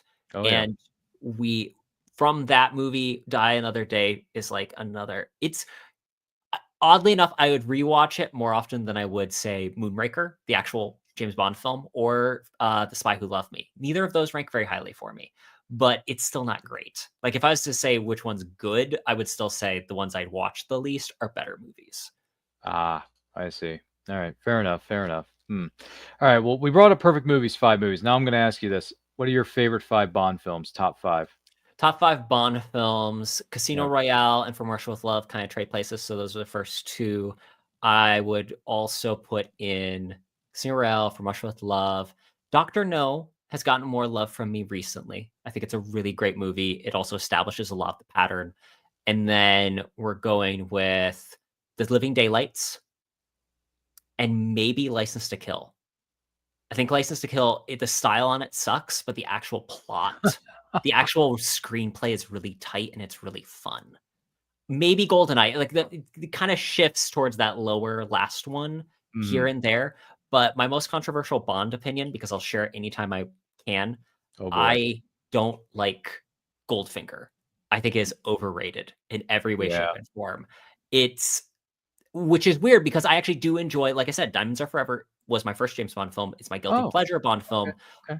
And it's directed by the same director. They were trying to repeat GoldenEye, but I find Diamonds Are Forever eminently rewatchable, and I don't find Goldfinger rewatchable. Okay. Fair enough. I don't have a problem with it because, I mean, I'm plenty. Well, of course you are. Plenty too. Okay. Sorry. I use the line, but of course you are. And named after your father, no doubt. Very, like, that is like, if I'm going to go, my go-to Bond quotes are usually those 2. Oh my gosh, Terrance. But I love it. I love it all the more, man. I love it. It's great. Yeah. Diamonds Are Forever. Favorite Bond theme. Oh, that one's. Let's go. So much great music out there, but you got to pick the good ones. You got to be wise. I think You Know My Name might actually be genuinely the best. By the late, great Chris Cornell of Soundgarden. Yeah, which is really difficult, though, because normally my go-to Bond themes are the ones that are like the Shirley Bassey. I think Skyfall is amazing. Oh, my God. Skyfall is just... I think that pinnacle. It's so I think good. that the actual like Spectre, like the score for the theme is amazing. I don't know if I like Sam Smith who Yeah. sang it. I don't really vibe with his voice, but I love like the sweeping orchestral score to it.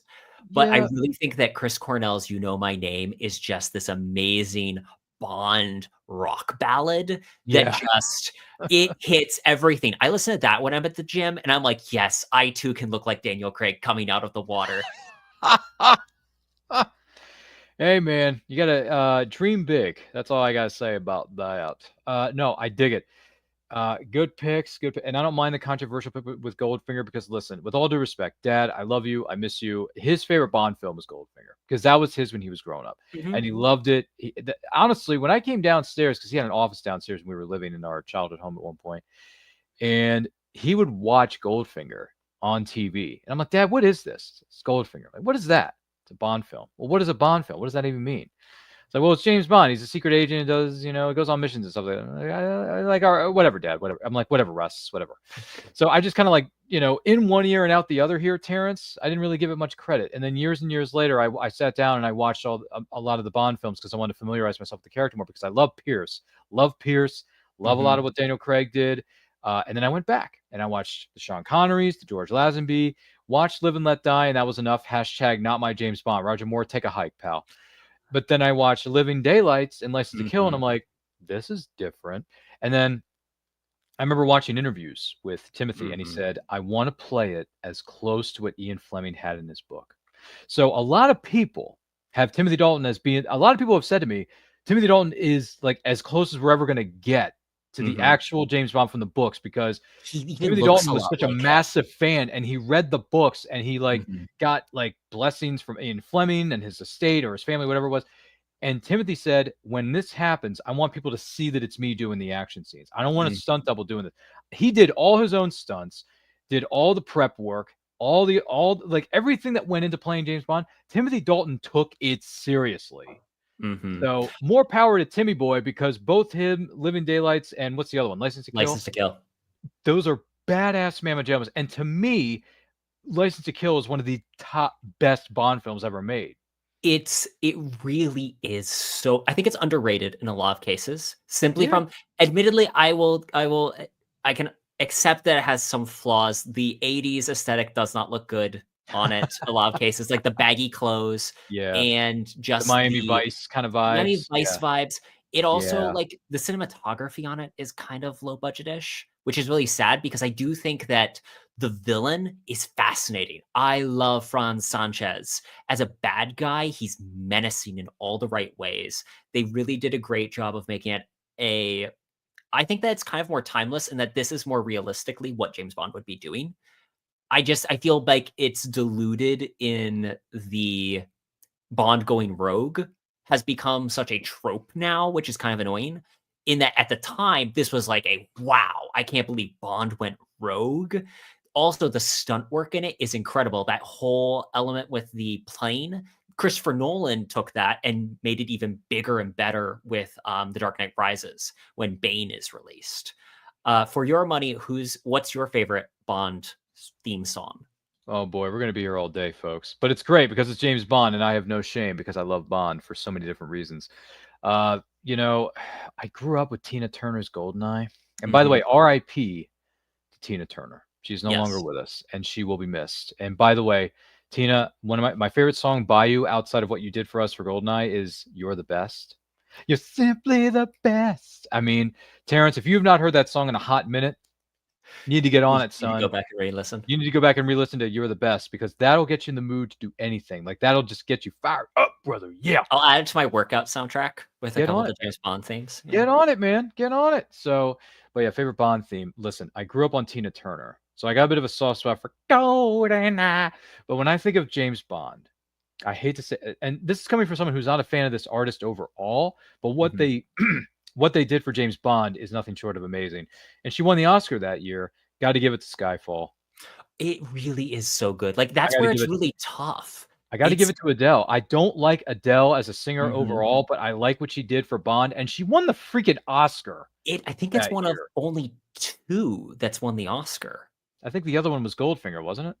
Maybe. Or And then that's where I'm trying to remember. I know that a lot of the Bond themes have been nominated, but I don't know how many won. I think that Skyfall was the first one that won.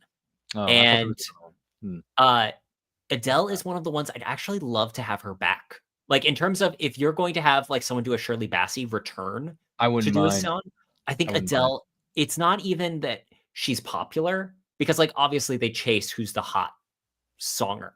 They do that a lot. Yeah. But her voice, like she can do the big brassy, She's like got it. imagine if Adele did Spectre. Mhm. I think that would be That like would've been a nice. far and away incredible score. Yeah. Incredible theme song. Yeah. I didn't mind Sam Smith for Spectre. The film is terrible. Yeah. Spectre's a terrible movie, but but it's funny though, because people look at me and I say, well, the Bond theme song for it was good, and then they look at me like I'm some sort of alien. They're like, what? Dude, that song's terrible. Writings on the Wall. I'm like, no, it's not. It's a good song. It's not the best of all time by any stretch. I think but the it's score is really good still. it's better. It's better than most. I mean, I'll give Sam Smith some credit. I like the song. By the way, the opening credits of Spectre with the octopus creeping up all over Daniel Craig's naked body. I'm like, that is just. It's so gross and negative. I'm like, it paints 007 in a negative light a little bit, and I'm like, this is not. I mean, yes, it's a Bond opening thing, which things happen like that, but still, just give me the silhouettes of women dancing in the back, or carrying Lugers or Berettas. You know what I'm saying? Like, give me the silhouette. I think that Casino Royale did a great job of breaking the mold in a lot of ways. So good. But that intro title credit sequence is so good. I don't have the original Suit Up mug with me, but the original Suit Up logo was intentionally like it was just a silhouette of the suit. And that was very much this kind of when I put out, hey, designer, come up with something. He made that. I'm like, ooh, it's got vibes of the intro to Casino Royale. And I just love that. It's boss, but yeah, my favorite theme would probably be Skyfall by Adele. Second one behind that would be You Know My Name by Chris Cornell, and then third would be GoldenEye, because that was the first Bond film I ever saw. I still think the song holds up 30 years later. I think Tina Turner is a great singer, one of the greatest of all time. A lot of people hold her in high regard, as they should, because Tina Turner's a survivor, man. She went through a lot of trauma, a lot of stuff to get to where she got to, and within her respective career. So my hat's off to Tina Turner and Bono helped put that song together. So yeah, who'd have thunk, right? But well done, Tina Turner. We miss you, we love you, and your voice is going to remain immortal with "You're the Best" for me anyway. And GoldenEye, between Terrance and I, we're going to give you credit where credit's due. Now you mentioned something about Suit Up. Now when people say Suit Up, I'm thinking of Avengers. I'm thinking of Justice League. I'm thinking of Harvey Specter, because Harvey Specter is our main man. If Harvey Specter ever ran for president, I would vote for that son of a gun, and Mike Ross should be his vice president, and then the chief of staff could be maybe Louis Litt, maybe Jessica Pearson. I don't know. Secretary of War Louis Litt. Yeah, Secretary of War. Let's let him do that. But you mentioned Suit Up. What exactly is Suit Up the podcast, and how did that come about for you? How long have you been doing it? I've been doing Suit Up the podcast for 4 years, which is shocking. It's really different to see when the show started. I was trying to find my footing. I had done an agricultural-related podcast for like 7 years at that point, maybe less. Anyway, for a long time. And I wanted to do something different that was more just me getting to talk about what I wanted to. And again, with the whole idea of trying to dip my toe into writing nonfiction specifically, I was trying to come up with what's the idea of the Suit Up philosophy. And so that's how the show started. And so if you listen to the early episodes, the show is still finding its footing. And then I had an interview with Charles Ardai, the editor and author of a lot of the hard case crime books. And that interview really helped cement talking books, talking literature, talking stories with people well-versed in the topics. And so since then, the show really evolved into talking about stories. I call it the podcast of heroes. We talk about stories and storytellers. It's really focusing on not only talking writing with some of authors you've heard of, authors you haven't heard of, but also just having fun people on the show to talk about movies and what makes these movies click or not work. We had an interview with Men's Adventure Fiction podcast. Those guys released there we go. There it is. Fighting Heart of Man, Volume 1. We had an interview with them to start out Season 4. And just being able to talk about these are what pulp stories are. These are what really adventure fiction is about. It was a wide-ranging conversation, kind of like this one, but it ranges from that to talking about the Goonies with the guys from American Pulps. Like, just about everything you can really think of related to stories we try to talk about, but definitely a slant towards writing. We talk some James Bond, we talk Indiana Jones. I think that there are few adult men in the United States that don't have a soft spot for Indiana Jones and James Bond. So it's really a fun little Venn diagram of all the things that people enjoy. That's just styling a profile. And the reason I brought that image up is because Luke is going to be a guest Yes. on And I Quote in the next couple of weeks. So stay tuned for that, because he's going to be here. I believe he's going to be on the first week of March. So stay tuned. Luke will be here. Obviously, we'll bring up, the stuff with him. He's done The Vipers and the Red Rocks. And then the anthology came out, Fighting Heart of Man, which is volume 1, between him and Nathaniel Hummel, if I'm saying that right. Yep. So, yeah, looking forward to having you on, Luke. We're excited. I hope you are, because your link is already up. So start the promotional tour, man. Let people know, even though it's not happening for 5 more weeks. Who cares? Get the train rolling, man. Yeah. Look at Terrance over here. He was promoting this thing like a week or 2 in advance, and I'm like, dang, this guy's good. That's very kind of you. Marketing is definitely the thing that, as an author, I'm learning more about. Shocking thing. Really? The more you talk about your book, the more people want to buy it. Yes. Never knew. Apparently, you can't just put it out into the world and people want it. I don't know how it works that way. Gotta keep talking about the one. I also have to give huge props to Victor Marsain. I'm sorry if I pronounced your name correctly. He's the artist that did the cover, and then I had Baya, a wonderful visual designer, put the titles and adjust the things a little bit. Just, again, fantastic people. Again, everything's collaborative to a certain extent. I've worked with some incredible editors. I've worked with some incredible designers, and they help take my book, my idea, and turn into something that people can buy and enjoy. So hats off to the people that I've worked with. They're all incredible. I give them huge kudos in the acknowledgments of the book. Beautiful stuff. Once again, we are here with Terrance Layhew, New York Times bestselling writer. Do not forget to like and share this with all of your closest friends. And if you're joining us live or on the replay, thank you for doing so. If you have any questions for Terrance, drop it like it's hot in those comments or the chat. Appreciate you being here, whoever may be listening or watching this right now. Great. So I see a lot of books behind you, which is absolutely insane. I feel like you just came from the county library. So let's go by the numbers here. How many books are sitting behind you right now on those 650 shelves? You ever do an inventory? You ever catalog these things? I tried to inventory them once. That was when I was 16, and I didn't make it very far, and I've accumulated way more books since then. These are just the ones on the shelves. I actually have some in boxes that I can't quite fit on the shelves. And there's a lot of them. And I used to be like a library page, so I have them kind of organized by subject, or in the case of I've got a whole James Bond shelf, I've got the hard case crime section. And then I have books on writing and philosophy, business, psychology, biographies, crime, pulp, kind of towards the bottom there. It's a lot of books. I have not read every one of them. Some of them I still aspire to read, but you can't read everything. So I'm learning, at least. True. You should see my TBR shelf/list. This is behind me outside of my virtual background that you can see here, but you can't see my actual shelf. There's a lot here, which includes Snow Hunt, Captain Hawkland and the Jade Dragon by Charles F. Milhouse, who's an adventurer. Oh, I'm so excited to read those. They had a sale on the Kindle ones, and I picked up the entire box set. Oh, did you? And I'm really excited. I really struggle to read digital sometimes. I prefer hardcover, but I will say that one of the things I enjoy about digital is the Captain Hawkland set. They had it on sale. I was able to pick it up. I can just read at any point. I have this entire tome of all the Captain Hawklands I can read.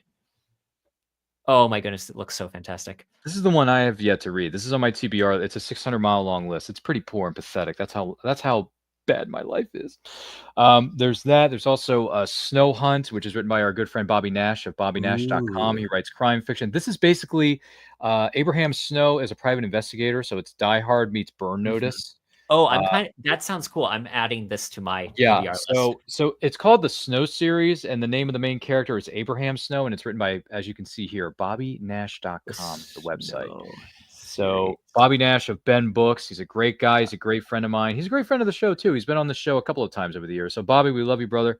About 5 chapters into this. Yeah, I know. I'm sad and pathetic. I haven't even finished it yet. Sorry, Bobby, but I love you all the same. I did finish reading this, though. You're going to like this. This is Charles F. Millhouse's quick read. Yes. Stormgate Press. The Purple Such a great idea. Mystique. The Purple Mystique is a wink and a nod to characters like the Shadow and the Phantom. Hence the reason that she's purple. The ghost who walks. Just saying. But it's a female badass mamma jamma. And it's a quick read. It's by Charles F. Millhouse, which, by the way, you can find him, if I'm reading this correctly, stormgatepress.com. Check him out. He's got dozens and dozens of books up there. Such a cool concept. Yeah, he's got 4 new ones that just came out. Did you hear the news about that? Yes, I did. I'm sitting there trying not to just immediately order the Zane Carrington ones. Yeah. The thing is, I have to restrain myself when it comes to books. That's when I usually have like zero financial discipline. And this is when it's hard for me to justify buying more books when I have like 4 that I'm trying to read for the podcast at once. Oh, like geez, I need what to. Are you doing? I read, how many books do you think I read last year? I'm gonna say you read about 30 books last year. Did you? I read 30? in 2024. Or was it 35? I read 26 nonfiction books, and I read 75 fiction. Jeez. So, like, my goal this year is to read less, which read less is not great because since the beginning of the year, I've read 9 books. So I need to slow it down a little bit, maybe. I need to rein it in so I'm a little more focused. No. Well, that's understandable. I guess I can see that. This is a hardcover of the first 3 books in this series. It's the Tom Myers Mysteries, Volume 1, once again written by our good friend Bobby Nash. This is Longmire meets Justified. Oh, so cool. That's a great concept. So if you're into Longmire type stories, small town sheriff solving big time crime, welcome to Summersville, Georgia, folks, which is why it says welcome to Summersville. That's in Georgia. And it's written by Bobby. Look at that hardcover. That is gorgeous. Look at beautiful and hot. Look at that cover. Done by Plasmafire Graphics, Jeffrey Hayes of plasmafiregraphics.com, where the look of your book matters to you. # not a sponsor. But if he wants to be, let me know, buddy boy. Because we've run his promo numerous times on the show, so I guess he's a good friend of ours. He's a good man. And by the way, the covers that you just saw, especially the Abraham Snow ones, those are all done by the same guy. Oh, Plasmafire Graphics by Jeffrey Hayes, baby. Yeah, I mean, really, I think that one of the things I'm appreciating more and more now, and this kind of gets a little off into the weeds, is good designers help make or break a book. Like being able to have visual content is a lot of today's marketplace. I can write New York Times best-selling quality books, but unless it has a good cover that's going to grab someone's attention, really isn't going to sell. That said, that's part of where it's interesting to see now we have more AI art starting to pop up. And I get that designers will incorporate some use of AI in designing, but I'm way more interested to see, okay, this is someone that did an incredible design. I don't know if you remember I posted recently for Fleming Friday last week, the cover from Forever in a Day. I have the actual, the cover is so beautiful that I made it into a poster. And that is something that I don't tend to see with a lot of AI art, where it has this incredible scope to it that I'm like, oh, I desperately need to see this. It's like actual art to me. So hats off to real designers, because I'm really starting to dig when you see a good design and then it actually makes me want to see more of the stuff that they've made. It's kind of like the vintage pulp paperback stuff. When you see the good art that you enjoy, you find that there are other paperbacks that they did or other covers. I recently was just looking at it today and posted in the Men's Adventure Fiction podcast Discord the art book by that was put together with Bob Dice and Bill Cunningham, The Art of Ron Lesser, Volume 1, Sexy Dames and Dangerous Sirens, or something like that, or Dangerous Dames, Sexy Sirens. Fantastic. Just looking at the art that he made and all the different covers that they kind of got used in, especially in the older days where they would take the same art and reuse it on multiple paperbacks. It's just fascinating. It's so cool to see how this was a whole different industry that, unfortunately, for better or worse, we've kind of lost some of in the modern hustle and bustle. I don't know if you saw the new James Bond book covers. the ones that HarperCollins came up with. No, I haven't seen them. So sad, so pathetic. And like, I don't really dig the new UK covers they came out with, but the UK covers, at least they're trying something. They're at least trying to be an interesting design. The American ones, they literally, someone did like a search, and the one for Moonraker, they like put a picture of a missile firing, and the like rocket picture is literally the second image when you type in Photoshop images, rocket. It's the second one. Like, it's so lazy, it's not even funny. Wow, that's pretty sad. Speaking of covers, and I haven't read this trilogy yet either. I got to get on the ball with it. There's so many books I need to read, but Thrawn trilogy, Timothy Zahn. Oh my goodness. This is the last command. This is book 3, but like I said, I haven't read any of these 3 yet. I have a box set right here behind me that a friend got Heir for me. to the Empire. Yeah, Heir it to is. the Heir to the Empire Empire is trilogy. Literally, I love the trilogy, but the first book especially is the height of Star Wars, in my opinion. I actually like it more than the original trilogy. Wow. Grand Admiral Thrawn is, and this is part of what I hate about the Star Wars of the modern era. And I'm sorry, this is me going on my little tirade. Thrawn's use in Star Wars Rebels and the Ahsoka show. I understand that people like those shows, maybe. But the use of Grand Admiral Thrawn just pains me, because Thrawn as a character, I feel like, has only actually been written well by Timothy Zahn. And I don't know what it is about the fact that, so the thing about a hyper smart character is you need to have someone smart writing him. And I'm not saying that the other writers on those shows aren't smart, but rather than coming up with a creative solution to like foil Thrawn's genius, it's usually kind of lazy, as, oh, he didn't see this. Not exactly the most compelling way to use a incredible Sherlock Holmes level intellect villain in the books. So not only the Thrawn trilogy, the Heir to the Empire trilogy is stunning. It's the best of Star Wars, in my opinion. But then they came out with the new Thrawn books, which Timothy Zahn also wrote, that are now in canon. Those are also really fun. Timothy Zahn knows how to write Grand Admiral Thrawn in such a beautiful way. In the audiobook version, I highly recommend the audiobook version. I think that Mark Thompson does the reading for the Thrawn trilogy. It's just so good. He's amazing. The voice he chooses for Grand Admiral Thrawn is like Sherlock Holmes. And then Captain Pelion, who is the his kind of Watson, gets more of like a Watson-esque voice. And I think that they just did such a phenomenal job with the characterization in the audiobook, but also just the series in general. Thrawn is, as should be, Grand Admiral Thrawn should be as iconic as Darth Vader. There you have it, folks. There you have it. Well, I will say, passionate about this. Tell us how you really feel. No, it's we appreciate honesty here on this set. Don't get me wrong. But yeah, no, my only experience with Thrawn has been through Rebels, Ahsoka, which I thought Ahsoka, a lot of hype was built around it, and it just didn't deliver on a lot of fronts. It had some good moments. It had some good action sequences. Don't get me wrong. But overall, it was kind of like, huh? What is this? And then Rebels was a breath of fresh air during the new era of Star Wars, which is, I think, it's a fine show. It's good. People go back and watch it all the time. The voice actors do a lot of conventions around the world, which is great. I've met Vanessa Marshall, who was Hera. I've met Taylor Gray, who was Ezra Bridger. He's a nice guy. They're both wonderful people. I've met them both. I actually dressed up as Kanan Jarrus when I met Vanessa Marshall as Hera, and she complimented my my outfit. And the everyday cosplay shirt that I have, that's Kanan Jarrus, I got it from a good friend of mine, Ashley, who runs an Etsy store. If you go to FOJcosplay.com, you can find out she's got Star Wars, Doctor Who, all kinds of geekdom merchandise there that's available to you on Etsy.com. But type in FOJcosplay.com on your web browser or search bar, whatever you want to call it. So many technical terms. But yeah, no, she was great. And she signed my Rebels print with her iconic quote, "We have hope. Hope that things can get better." And they will. Oh, that's cool. Oh, no, she loved it. She loved it. She was great. She was wonderful. She was nice to my friend and I. My friend was with me at the time, so we got a picture together. It was a selfie, group selfie, Terrance.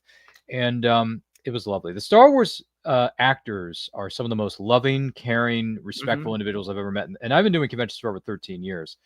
And if you ever get a chance to meet Ashley Eckstein and James Arnold Taylor and Matt Lanter, who were Obi-Wan and Anakin and Ahsoka in the original Clone Wars series, and they made reappearances in the Rebels series, they're three of the nicest people on Earth, period.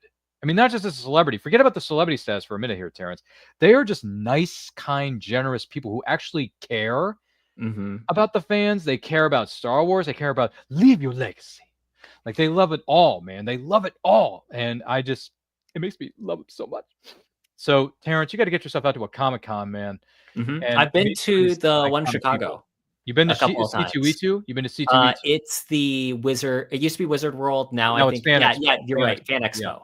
Yeah, Fan I've been Expo to that Chicago one. with them bears and the deep dish pizza. Yeah. Last time I went out there, I got to meet Who did you see? Patrick Warburton. Oh, you met David Puddy. Yes, and he met David Puddy. Genuinely, like, I hate waiting in line. It's the main thing that I've always struggled with. I mean, none of us like it. I don't like it. Despise it. I desperately hate it with a not be passion. there. But one of the things I was just so impressed at is every person there he had a few nice words with. He took his time with them and didn't rush. I was very impressed. We got a little picture of Kronk, and it says, by all accounts, it doesn't make sense. Emperor's New Groove. Mission accomplished. I mean, also, like, Brock Sampson, like, there's just, I adore Patrick Warburton. If it's Rules of Engagement, Venture Brothers, he's amazing in. He's Buzz Lightyear in the animated Buzz Lightyear show that I grew up watching. Oh, I totally forgot about that, but you're right. Yes, he is Buzz Lightyear because Tim Allen decided not to come back. So yeah, I remember that. And not only that, David Puddy, Elaine's boyfriend. Yeah, that's right. That's right. Yeah, that's right. I mean, he gave us the 3 magic words, Terrance. Yeah, that's right. I mean, it's brilliant. You dumped me for some idiotic TV pitch, man. It's just, David Puddy's so good. A lot of people say David Puddy's one of the unsung heroes of Seinfeld, which I think he is. He's great. When he shows up, limited amount of screen time, he makes every second of screen time count. Does Patrick Warburton. Brilliant timing by Patrick.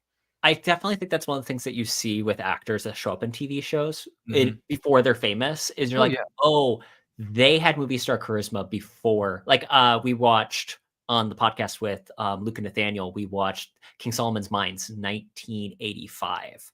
It is a Raiders of the Lost Ark clone. It's desperately trying to be Indiana Jones 2.0. It sucks. It's amazing though. Like, everyone needs to watch it. But Sharon Stone is the girl in it before she's Sharon Stone. Yes, she radiates charisma on screen. You're like, oh, you deserve more than this. And then 2 minutes later, she ends up as a femme fatale in Basic Instinct. Hello.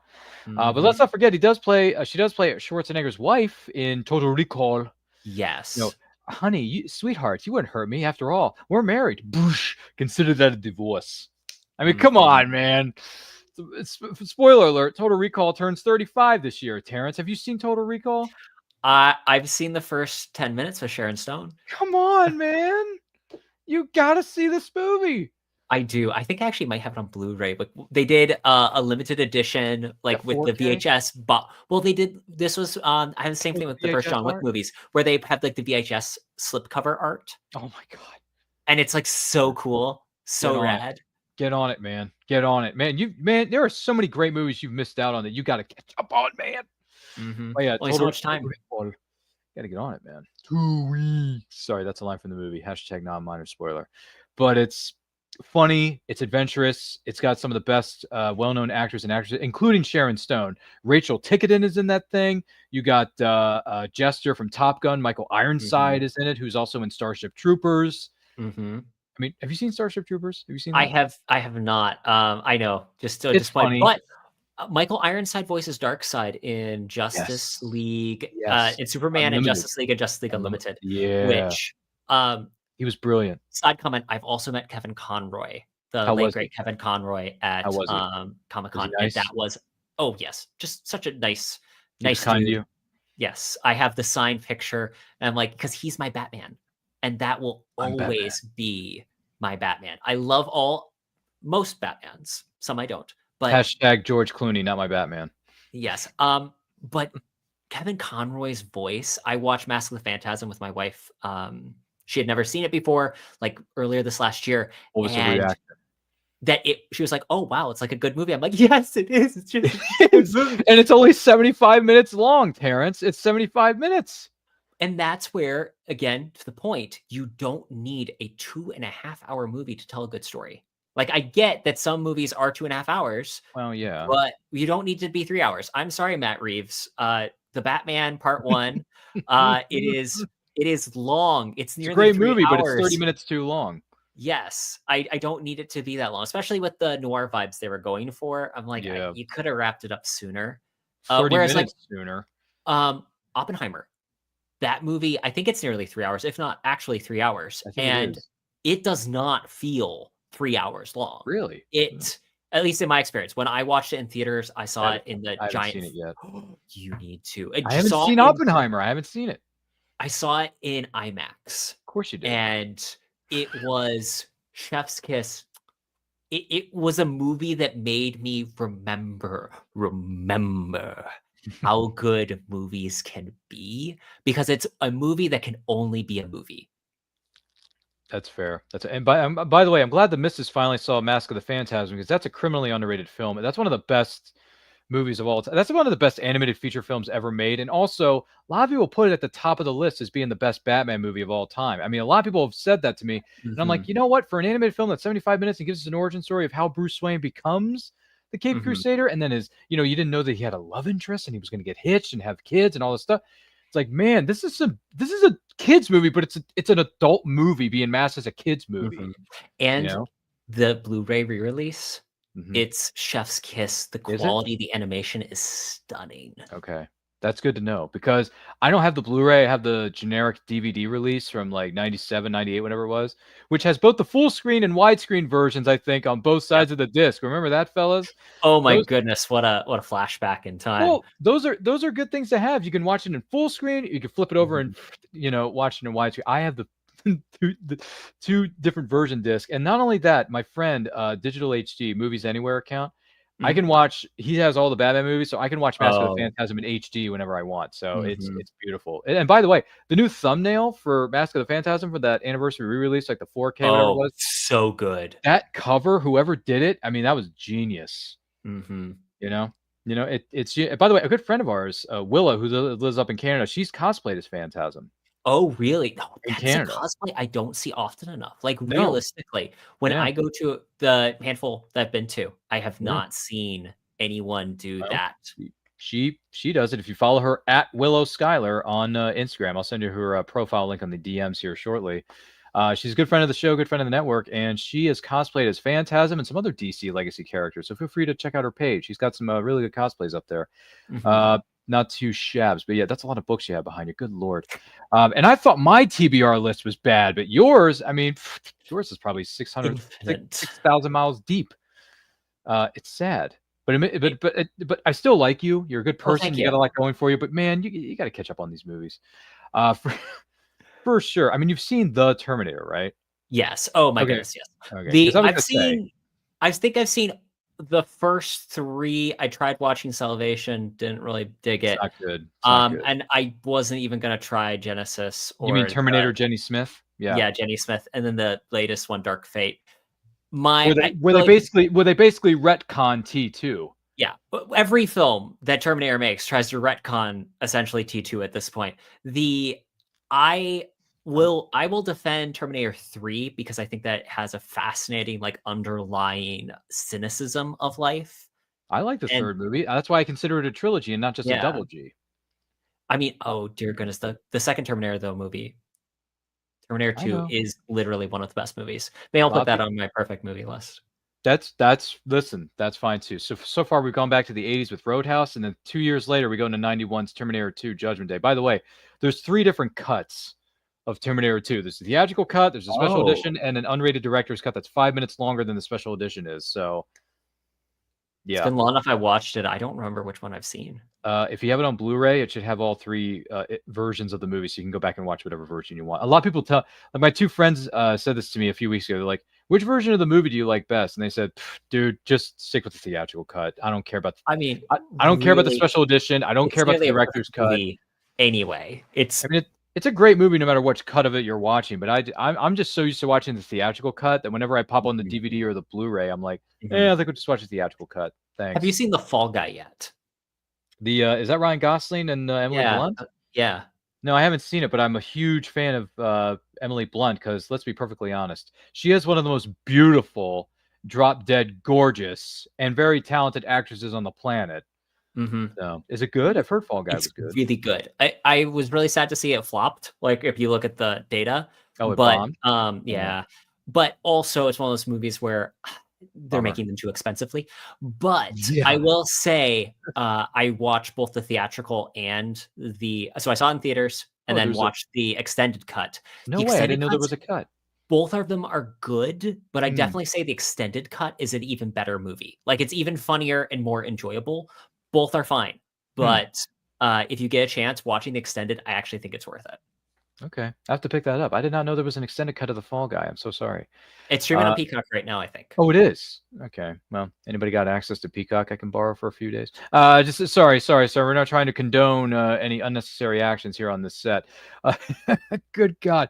Let me ask you this. If someone's going to adapt One Man's Treasure as an animated or live-action movie or series, who are you going to cast in these roles? Let me guess. Is Gabriel Macht and Patrick J. Adams make an appearance in this thing?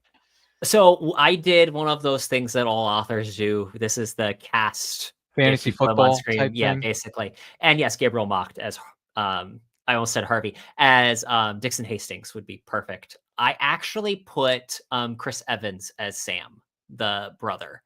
I think okay, Captain America. Okay, I can see him. Well, he has that thing where he can play the nice guy, but also a bit of an asshole, and that's kind of he did it in Knives Out. He did it in Knives Out, so that's kind of what I was thinking there. Emma Stone,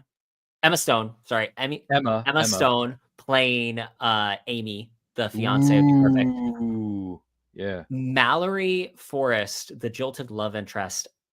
I wrote the character thinking Alexandra Daddario, but if she was to go blonde for that. However, when I did like my little post, I used the gal who was the Bond actress in Spectre and No Time to Die, Léa Seydoux. Oh, Léa Seydoux, yeah. So I could see it. I could see it. Yeah, I could see it because also I was thinking of Natalie Dormer as Mallory. Yeah. Yes, that would also work. Again, it's kind of like a slight inversion of the femme fatale character. So you need someone who's capable of being sophisticated and also just because you have that slight Southern that I try to interweave in there, she's supposed to be a little that way too, the gentility. Then the other character, the main one that's hard to cast is Sebastian Marks, the pirate captain. Oh, the pirate because captain. My immediate thought is Errol Flynn. Then that's who I posted as. Well, he's kind of dead right now. So yeah, like, he's kind of dead. So really, I need like the Errol Flynn of today, who I don't know who that is. It needs to be someone that has that swashbuckling sensibility. And you don't think Jack Sparrow himself, Johnny Depp, could pull it off? No, I don't want him to put on eyeliner anymore. Really, no. I want Johnny Depp to get to retire into like playing a serious roles and no longer have to live in the more like Ed Wood or something. Yeah. Yes, I want sophisticated roles from him. Really, I can't think of anyone specific that I'd have play the pirate captain at this point, but I'd want someone who is hungry and a slight unknown that they can use that as their like breakout role. Oh, you know who would be perfect? I say that Jonathan Bailey. He was in Wicked as Fiyero. 100% can see him playing a slightly flamboyant pirate captain who's just oozing charisma everywhere, or like Ryan Reynolds. Now I say that, really, Ryan Reynolds is the perfect casting in almost any role. Don't you mean Deadpool? Yes, exactly. Because I don't see Ryan Reynolds. I honest to God, and I hate to say this because I know he has an actual name and an actual human existence like everyone else. But Ryan, when I look at your face, man, all I see is Deadpool. I don't see anything but Deadpool, and I'm like, I can't separate the two between Ryan Reynolds and Deadpool because to me they're the same exact person. You know, but if you want Deadpool to play the pirate, hey, I mean, he could play a immortal, annoying wordsmith of a mutant as Deadpool. So if you want him as the captain, annoying everybody with his voice and having Stryker shut him up in X-Men Origins Wolverine, which, by the way, that's the iteration of Deadpool I prefer. I don't like him when Deadpool talks. I like when they sewed his mouth shut at the end of X-Men Origins Wolverine. And I'm one of the few people who's willing to go on national television. I was going to say, and go on record. Brave man. I'm willing to go on record by saying that is my favorite iteration of Deadpool in a movie. And not only that, that is I actually enjoy X-Men Origins Wolverine. You want to know why, Terrance? Because one of the best things about men's adventure fiction is revenge. I love revenge stories, revenge movies. X-Men Origins Wolverine is a revenge story. It is. So I don't mind it. It doesn't bother me. I have nostalgia for it because I grew up watching it. Which is fair. However, rewatching as an adult, I'm like, I can see where it has some imperfections. Well, the visual effects are terrible. Oh, they are. But the thing is, Hugh Jackman looks amazing. It's still got some fun sequences. He plays badass. That's really all you need from it. Also, what's his face? Liev Schreiber. Yeah, as Victor Creed, Sabretooth. Yeah. He is that is, in my opinion, one of the best actual performances in any of the X-Men movies. Really? Strong words from a young man such as Terrance Layhew on And I Quote. I know. You didn't see that coming? No, I didn't, to be perfectly honest with you. Quicksilver, hashtag not my Quicksilver. Because the real Quicksilver is Evan Peters in X-Men Days of Future Past, which is the greatest X-Men movie of all time. Nothing is going to top that. MCU, Kevin Feige, I know you watch this show. I know you're listening to this. Nothing, and I mean nothing, is going to come close to the great, and to make an argument for you here, Terrance, perfection that is X-Men Days of Future Past. I think that I remember watching it in theaters and just being astonished at how good it was, because I'd seen First Class, and First Class was fine. It's an enjoyable period movie. Yeah, I think that Days of Future Past actually feels like a comic book. Which is what is really cool about it. Now, it does have some choices that they made that I don't necessarily like in hindsight. The Charles Xavier, he's taking a heroin, I think, but mutant heroin that takes away his powers. Lets him walk. I don't really enjoy that so much, but that's one small complaint. Being nitpicky. Yes. Nothing but nitpicky. I remember I watched Beauty and the Beast with my younger sister when they did version? There's 50 of those. The one that came out, the live action version. Oh, and no. Literally, we didn't make it out of the parking lot before I was on my list of these are the nitpicky things that I have about it. And I feel that way about any movie. I love a lot of movies and I will enjoy a lot of movies. Well, yeah. Even the movie I enjoy the most. Okay, that's not true. Maverick, 1995, starring Mel Gibson. Oh, yeah, I and remember Jodie that. Foster, James Garner. It is one of my favorite movies of all time. It is directed by Richard Donner. If you ever want to do that one, let me know. Please do. Is amazing from bottom to top. It has a screenplay by William Goldman, the late, great William Goldman, who wrote The Princess Bride. He also wrote, if I remember right, he wrote Butch Cassidy and the Sundance Kid. He is an Oscar-nominated director. He wrote Running Man. He is one of the greatest screenwriters of all time. And it's a nearly perfect movie. I can't complain about that movie. Any other movie I can nitpick to death in some way, shape, or form, but I cannot nitpick Maverick because it is that good. That is a hot take if I ever heard one on this set. And the other thing is, I haven't seen Maverick since it debuted on TBS Superstation 30 years ago. So I need to go back and watch Maverick with Mel Gibson, James Garner, who's the OG Maverick, by the way. And Jodie Foster's in that. Jodie Foster's in it. So and she plays a bit of a femme fatale gambler, yada, yada, yada. So kind of thing, hey, what you doing there, boy? It's just curious. And I like Westerns, right? I like Westerns. Do you like what? I like Westerns. I like Westerns. I think that the struggle eventually becomes that. So I'm a big John Wayne fan. So that's where John Wayne. Okay. Yeah, the OG, right there. Western True hero. Grit, maybe. Okay, hot take. I'm not really a big True Grit fan. I enjoy many of his other roles more than True Grit. Man Who Shot Liberty Valance. Oh yeah, that I actually argue is one of the best Westerns ever made. Big Jake, Rio Lobo. Not the best Westerns ever made, but enjoyable movies.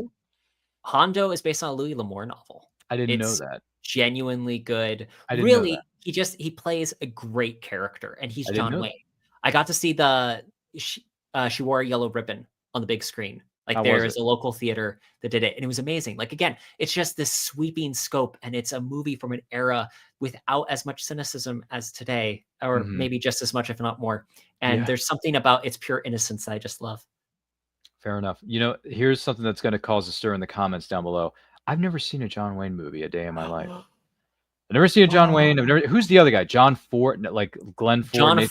John Ford Ford is the director. Okay, John Ford. Never seen any of the films he directed. Never seen a John Wayne movie. I'm behind, man. I'm behind. I got problems. They need to be addressed. I know. You have time. I do have time. You and I are quite young, so we still have another 350 years before we die.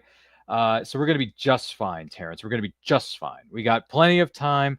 But in the words of our good friend Jack Napier, a.k.a. Joker from the classic 89 Batman movie of Tim Burton's iteration, which, by the way, that's one of the most rewatchable films of all time, man. Batman 89, I can watch it any day of the week, twice on Sunday. So much to do, so little time.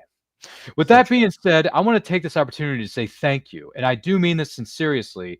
Thank you to Terrance Layhew, the man who coined the phrase "suit up," for all Americans and people overseas to hear and listen and watch and all that jazz.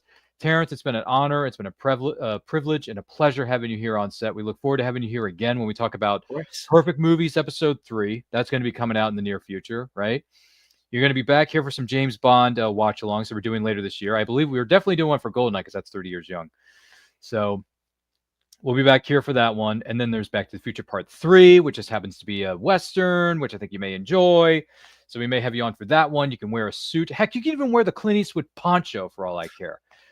It's great stuff. Clint Eastwood's a badass mamma jamma who is awesome in all different kinds of ways. But Terrance, it was great having you here. I am so grateful that you were here. I look forward to having you here again very, very, very soon, because you and I have a lot in common, but we're also learning from each other, because there are certain things that I never thought I would learn today, but there are things that you didn't know about that you may have learned for the first time today, and I'm proud of you. We're learning things. We are one with the Force, and the Force is with me. I'm one with the Force is with me. # Rogue One is the best prequel we ever got. All right? Accurate. Rogue One's the best I don't care what anyone says. Make the argument to Revenge of the Sith all you want. Rogue One is the cream that rises to the top. Oh yeah, the cream of the crop. It is the best Star Wars prequel that we ever got. So if you haven't seen that in a while, Terrance, you may want to go back and revisit that. It's a great film. It was the last great Star Wars film we've gotten in the last 10 years. So sorry, we haven't had a great film since 2016. I know we've fallen off the margin there, Terrance, but either way, Star Wars is still going strong in the books. So let's be happy about the books. Let's celebrate the things that make us the happiest, which is take a look. It's in a book. Terrance, if someone wants to know more about you with the great things that you're doing over there at Suit Up Podcast, where can they follow you? TerranceLayhew.com, and I'm at T Layhew on all the socials, Instagram, Facebook, etc. I'm most active on Instagram, hardly ever use X, formerly known as Twitter.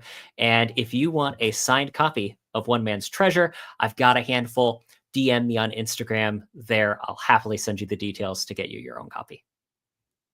Giddy up, man. That is just fantastic. That adventure awaits you adventurers out there, or maybe wanderers, as Nathaniel and Luke like to say in that streaming series they got on YouTube. The mysteries or the adventures of the wanderer, something like that. Great stuff. Terrance, I'm going to talk to you here again momentarily, so don't go anywhere. Have a sip of coffee, grab something in the backstage area. We got plenty of wonderful things for you. Thank you so much for being here. My name is Ryan of Van Quote Channel. Follow me on Twitter and Instagram. Yeah, that's right. I call it Twitter and Instagram, not that other thing. Just saying it. At RyanRPM5, correct? Yes. And then you can follow us across all forms of social media, simply at And I Quote Channel. Links to where you can follow Terrance Layhew and myself are located in the description below. So make sure you check those out and enjoy yourself. Also, we are on the road to 5,000 subscribers on this very YouTube channel that you are watching or listening to at this particular time. Once we do, we will have a live stream celebration that will include returning favorites. Terrance Layhew will wear his best suit for that evening when we put it together. And we're going to have special giveaways that you, the incredible viewers / subscribers, are going to be eligible to win. So keep that in mind as we go along. Help us reach 5,000. Share this with your friends. Tell your neighbors about us. Also, we got merch. That's right. You think Suit Up's got some nice looking coffee mugs, some silhouettes? Guess what, Terrance? We got some shirts. We got hoodies. We got coffee mugs, which, hey, I heard you like coffee.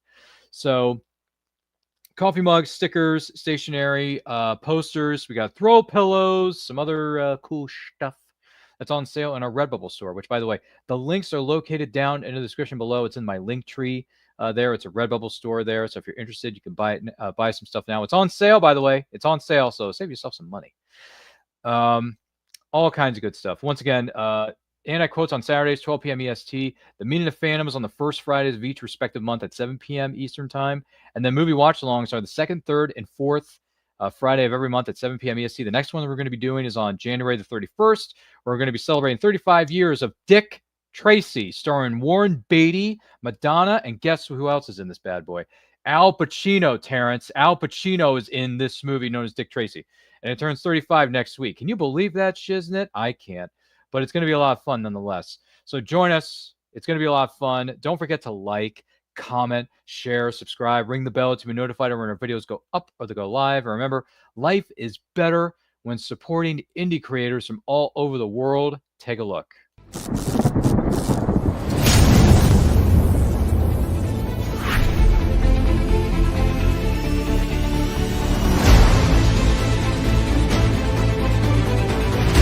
Choose high-flying action. Choose death-defying escapes.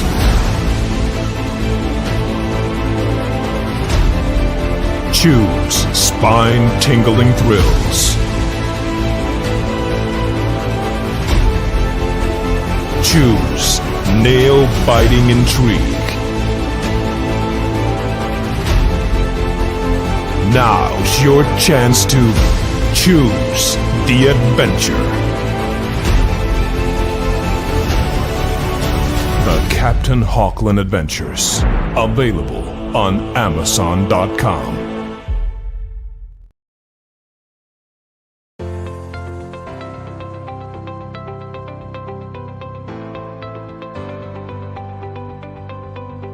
You've worked hard and written a great book. Now, it's time to give it a great cover.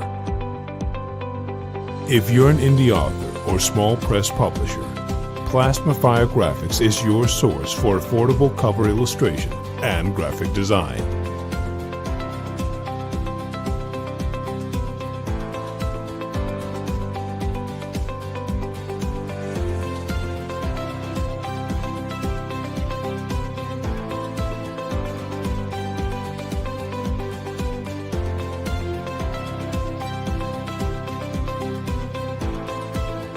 Plasmafire Graphics, when the look of your book matters to you.